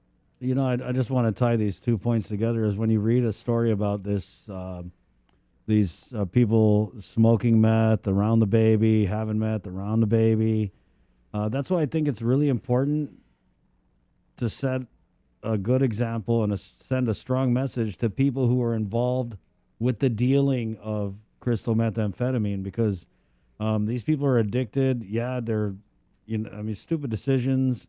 That's why I feel like we have to kind of set a standard and say, hey, if you're involved in poisoning our community, whether it's selling drugs or outside the prison or being involved with coordinating with inmates to bring drugs into the prison, I feel like we just should hold on. And that's why, for me, this whole thing is just mind-boggling. Well, I think the fact that we're even having to debate this as being the standard is mind-boggling. Yeah, it is. Because we feel for our community that's suffering, and we see the reality. And all we have to do is look at the news every day. My goodness, how much is taken out in the newscasts about this person offended this person murdered this person stole, this person was dealing drugs. And that takes up 2/3 of the news. If not, that is the message out there. So this is what we're experiencing in our community. And then you have the leadership, instead of saying, wait a minute, hey, let's put the brakes on. This ain't okay, people. The alternative is, we embrace it. What kind of message is that? And that's why, really, for me, I can only do what I can do. I'm pretty consistent. I did this when I was young and had the energy, and here I am on the other side, and I'm still speaking out. But this is a community that I live in. This is my family lives here. That's why I do this. I can't imagine I'm just going to move somewhere else. I'm going to run for office because, hey, it's all about me. But we don't hold those standards. And when you have our own leadership in this community that lets it slide by, then the people need to decide that for themselves. I can't make them decide that. I know what my expectations are and what my standards are. I know what it is with the people around me that raise their concerns when they see what's going wrong in government, that are very frustrated, and I share that with them. But that's for them to decide. We get all excited with, Lana, the next election is coming up next year, and who's your Godzu and who are you going to support? But what does that represent? who really are these people and what are they going to do when they get into office? And are they going to be working on your interests, or are they just going to let things slide and say it's all okay? And, we just have a few dissenters and detractors there that are, just complaining, but everything's good. And I'm sorry. All I've seen as time goes by is our quality of life here in this community continue to decline. And those that commit the crimes, my goodness, let's hold them up and let's use them as the example that our people should see and follow. Because right now, that's what gets rewarded in this community. And I think that's very wrong. Thank you, Senator. You're good? Yeah. Well, Never a keep it- dull Thank moment, you. huh? Yeah, I know. Hey, That's why I like having Anyway, you you on. guys, You always guys tell it take like care. it is. Yeah, you too, Senator. Take care. Stay Well, it's safe. good to talk to you. Always. All right, you on. too. There you go. Bye-bye. Senator Joanne Brown. It's 9:39. We're going to close out the show coming up with Monica and Lorraine from Guam Unique Merchandising and Art. Yes, as our friend Jason is going to...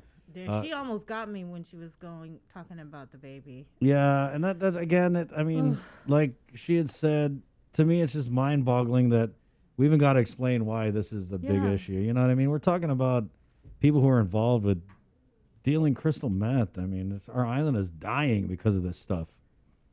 And I just don't get, again, why they got to defend a hiring like this. I mean, we all know. It is what it is. I'll just say that. Why not? 9:41. Before we go to break, I wanted to play this little clip here, Bree, there was a public hearing yesterday for the nurses bill. I'm looking at you because I don't know the bill number or anything. I don't know the bill number. But this was the one that gives them like a differential pay or something to kind of boost up their salaries. But it really, to me, there was one testimony that highlighted just kind of like and we all know you get a job in the States, pays way more than a similar job here in Guam. But this testimony from GMH nurse Isabel Flores, to me, really kind of like went into the specifics of just how bad it is for, and not just nurses. I mean, we see this across the board. I mean, that's why we don't have these specialists here on the doctor specialists. I mean, it's because we just can't match that pay. But, and wondering in my mind, like, okay, how much exactly do nurses in the States get paid? Well, this testimony really provided a lot of insight into it. Again, this is Isabel Flores, Guam Memorial Hospital nurse. I should first start by providing a little background history of myself. I was born and raised here, but I went to nursing school at San Diego State University, and I graduated with my bachelor's in nursing in 2018. Shortly after graduation, I started working at Sharp Grossmont Hospital in San Diego, where as a new RN, freshly graduated out of college, I made $43 an hour and $47 an hour on night shift. That equated to nearly $90,000 a year. Personal reasons brought me home, and although I know it in my heart it was the right decision to make, I sometimes catch myself thinking, was it really worth it to move back home? I question myself because I have worked in 2 different healthcare settings on Guam since returning home, and in both cases, my salary has gotten progressively lower. I worked for Health Services of the Pacific for 1 year doing home healthcare nursing. This is an area also that needs, that the need for nurses and certified nursing assistants is overwhelming. I took a pay cut from nearly $90,000 a year to $55,000 a year to come home and work at HSP, which is understandable given the cost of living in Southern California. But I didn't mind because the reward of working for the people of Guam, and I felt extremely appreciated by my patients. I wanted to get back into the acute care hospital setting, so I applied to and was immediately hired at GMH last October. Despite all of the praise about how us frontliners are so wonderful, as a registered nurse, I am now paid $17.37 an hour, which equates to $36,129 per year, which is almost $20,000 less than what I was making at HSP. In the legislative intent portion of Bill 4236, it notes that the national median registered nurse salary, starting salary, is $73,300. That is over twice what I and other starting nurses now make at GMH. I don't blame my colleagues for being enticed away from GMH by other nursing opportunities, both on and off island. that offer better financial opportunities to support themselves and their families. The beauty of nursing is that medicine is medicine, and we all could up and move to another part of the country. My colleagues are way more than qualified to do so. I love my coworkers. They are amazing people, and they're some of the greatest nurses that I know, and they would thrive anywhere. But this is my home. This is where I want to be. I care about the people in those hospital beds. I care about the people of this community. But it's only natural to doubt whether to stay when I was making almost 3 times as much elsewhere. Senators, at some point in everyone's life, someone you know will end up in a hospital. And I can guarantee you that you will want a local nurse at their bedside. A nurse who understands our cultures, our languages, and all the nuances that come with being from Guam. Everyone says nurses are heroes because we deal with COVID-19, other diseases, we save people's lives, we deal with death and the dying on a daily, we comfort families, we deal with belligerent patients and families, we work long hours, and we do so much more. And we do mostly without complaint. If we want to keep our nurses here, though, taking care of our people, then please find a sustainable source of funding to increase our salaries. We deserve to be paid more. Sidu Usmasi for the opportunity. Yeah, I just wanted to kind of, that's pretty, you know, it's interesting to me how, when she was saying how much she made in the States, which is $90,000, wow. And then how much starting nurses make here on Guam, which is $36,000. Yet we pay some dude to post pictures of the governor on Facebook and Instagram, $65,000. It just, it's priorities, I guess.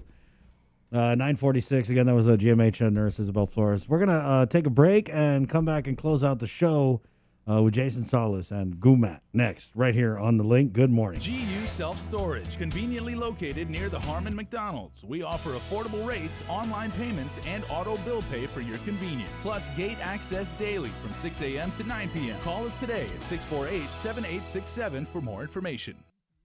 Only one company on Guam provides every solar energy solution under one roof. Micronesia Renewable Energy. You want solar only? They got that. You want solar with batteries? They got that too. You want outright purchase or lease purchase? It's up to you. Does your solar system need a tune-up? That's what they do. For solar energy solutions from A to Z, you can count on MRE. Give them a call at 632-2613 for a free consultation. MRE, providing real solar solutions built by real solar experts. Half a day. Does your child have a hearing loss? We are parents of deaf and hard of hearing children and volunteers with Guam's Positive Parents Together, and we are here for you. We know how you feel and have walked in your shoes. We want to help you navigate your way through our educational and medical systems, and most especially, your emotional journey. Please visit us at www.guamparents.org for more information. The relationship between Guam and Manila, Philippines is undeniable as we share similar cultural traditions, history, and heritage, with generations of Filipinos calling Guam home. KUAM presents a monthly look at the capital city featuring in-depth and engaging interviews on everything from medical tourism to new business and government leaders. Veteran newscaster Nestor Lecanto delivers Beyond Our Borders. This special program is brought to you by the Bank of Guam and KFC. Dinner in a snap. You don't even have to leave the couch. Fast, safe, reliable delivery. Make the dash to Uno Go now. uno-go.com or download at the App Store today.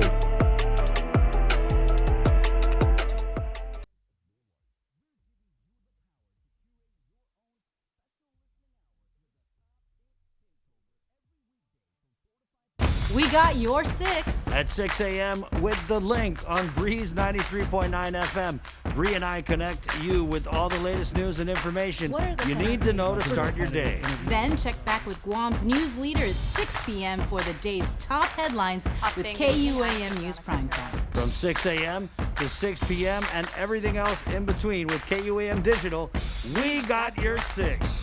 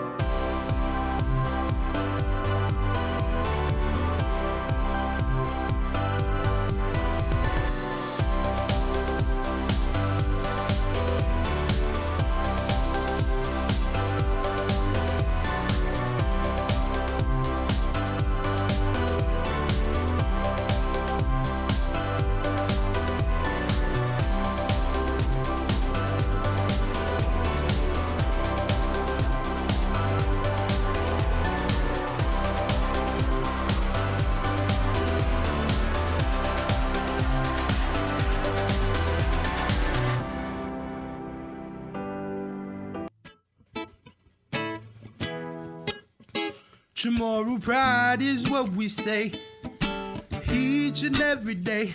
From Chico down to Molesso Bay. Good day, everybody. Welcome back to The Link. Jason Salas here, and I am joined in the KUM News Zoom room by two very dear friends of the program here, Monica Guzman and Lorraine Okada, who are going to talk about the GUMA upcoming session over Zoom, so it's completely socially distant, very, very safe, and you and your family, your friends can certainly take part. GUMA stands for Guam Unique Merchandise and Art, a way for creative types, artisans, people who love to make stuff all together and find out how to actually take what's probably a fun little hobby of yours and actually turn it into a hopefully profitable business. So Monica and Lorraine, always good to see you. Thanks so much for joining us this morning. Thank you, Jason, and thank you. Hello to everyone. Hello, Guam. Hafaday.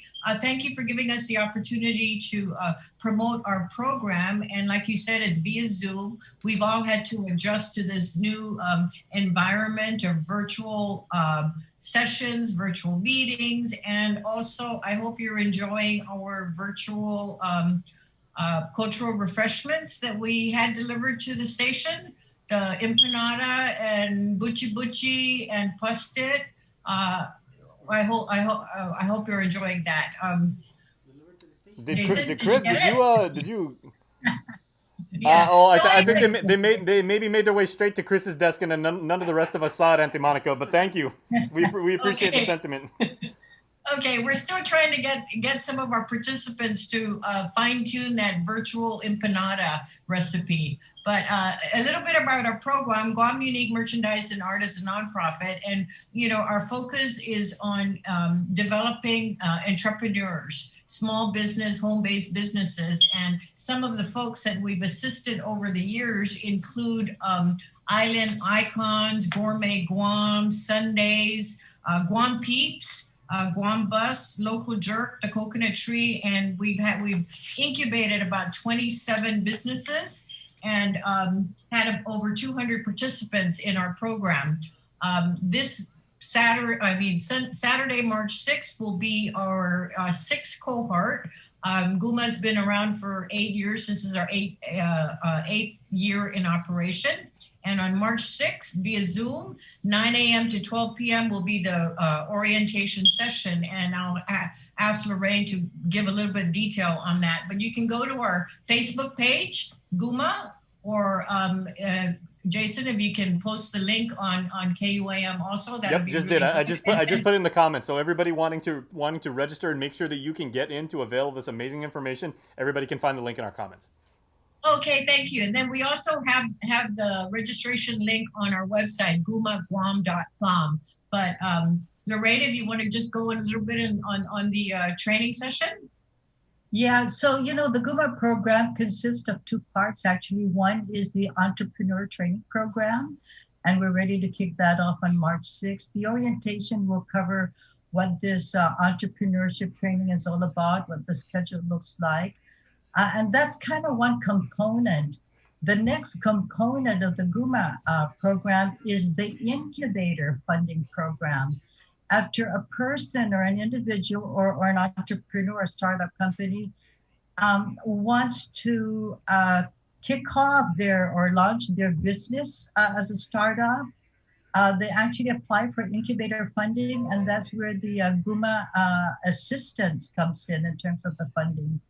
Now, the whole purpose of this program is to provide a pathway for success for these entrepreneurs and small business startups. We actually make them go through how to do a business plan, how to actually break the market so that they can get into a sustainable and profitable business. But it really is converting and transforming their skills, their talents, their knowledge, and their passion into something that is profitable and sustainable. So it's been, like Monica said, 8 years, and we've seen great successes from those that have participated in the program. Now, ladies, I mean, I'm sure there are people watching this right now, like they might be saying to themselves, wow, this is a fantastic idea, and, I've made, let's just say, like, riscetti out of my own kitchen, and maybe I got my kids or my grandkids to help me over the years, and we can even produce enough where we can feed the entire neighborhood, or we bring it to a rosary or to mass, and we just give it to our friends. But I've never taken a business class. I've never read any books on on how to formulate a marketing plan or how to come up with a financial strategy and everything like that. Do they have to have any sort of formal business that's experience? what we're here for. All right. That's what GUMA is all about. And we actually tailor each of these classes to fit the needs of the individual and the level that they're in. It's more of a hand-holding, encouraging, stroking along the way, but at the same time, building the awareness that starting a business, it's one of those, if you're passionate about it, if you love it so much because it's your talent, it's your natural thing, you love making empanadas, or you love something that you love so much, you love to do, we teach you how to build your business plan, penetrate the market, expand your reach, develop that business plan, because the business plan also helps them prepare for growth, number one, but they also get into the financial planning. So if they ever wanted to grow and get a loan, we teach them how to put a financial plan together. Very basic, simple terms. It doesn't have to be complicated, and it's very, very simple. And so those that have participated can vouch that it really is tailored for the kind of audience that you're talking about. All right. Well, I know, Auntie Monica, you said you got a 10 a.m., so I'd like to give you the final word. So exactly what types of artisans and creators are you expecting to show up? Well, we had our call out just go out a week ago, and in like 4 days we had over 30 people submit, and wow. We're excited to see what kind of ideas and concepts they have. In the past, we've had anything from making Kelagwin to making backpacks, books to making ice cream. Yeah, there's a lot of people on Guam who will produce like storybooks for children, or for our friends in the States. There are people who make like a handmade jewelry out here. So I mean, the possibilities and the opportunities are endless, I'm sure. Yeah, and their businesses have been very successful with the support that GUMA has provided them. And that support, that support is, we partner Small Business Development Center at the Guam, and the course is actually custom for cultural producers and members creative industry. Our supporters include DFS, T Galleria, the Guam Visitors Bureau, the Guam Economic Development Authority, CAHA, the Bank of Guam, the Administration for Native Americans. And, we've been doing this for quite a few years, and we're excited, because of COVID. We know that there's going to be a huge demand for our training, and we know that there's a lot of people out there with talents and skills that maybe are not working right now and want to use this opportunity to develop their skills into, as Lorraine likes to say, turning your passion into profit. Absolutely. And if you do something well enough, certainly there are going to be people out there that are more than happy to pay you for it, because it's quality product and certainly made with love. And one thing that I want to add here is that this is all free. They just provide their time and their commitment and their passion. Everything else is free. It's locally made goods, everybody, and you can't get better than that. Absolutely. So Lorraine and Auntie Monica, thank you so much for your time, and we'll catch up with you some more and see how the registration and ultimately the session goes for GUMA. So please, everybody, make sure to check us out in comments and see how you can register. Make sure to invite all your friends, because it's going to be a very, very worthwhile time. Ladies, thank you so much. Have a wonderful day. Thank you. Hagamos. Thank you very much. Adios. Good stuff, Chris. Great stuff, Jay. That sounds like a pretty awesome opportunity. Yeah, you could probably do that, because you've made the Nancy out of the house for years now. Yeah, thanks, Jay. It's 10:01. Good show today. Good work, Joe, sir. Jason, good job. Sabrina Salas-Matanani, we're going to leave you with this one here from Micah Garrido, Inner Voices.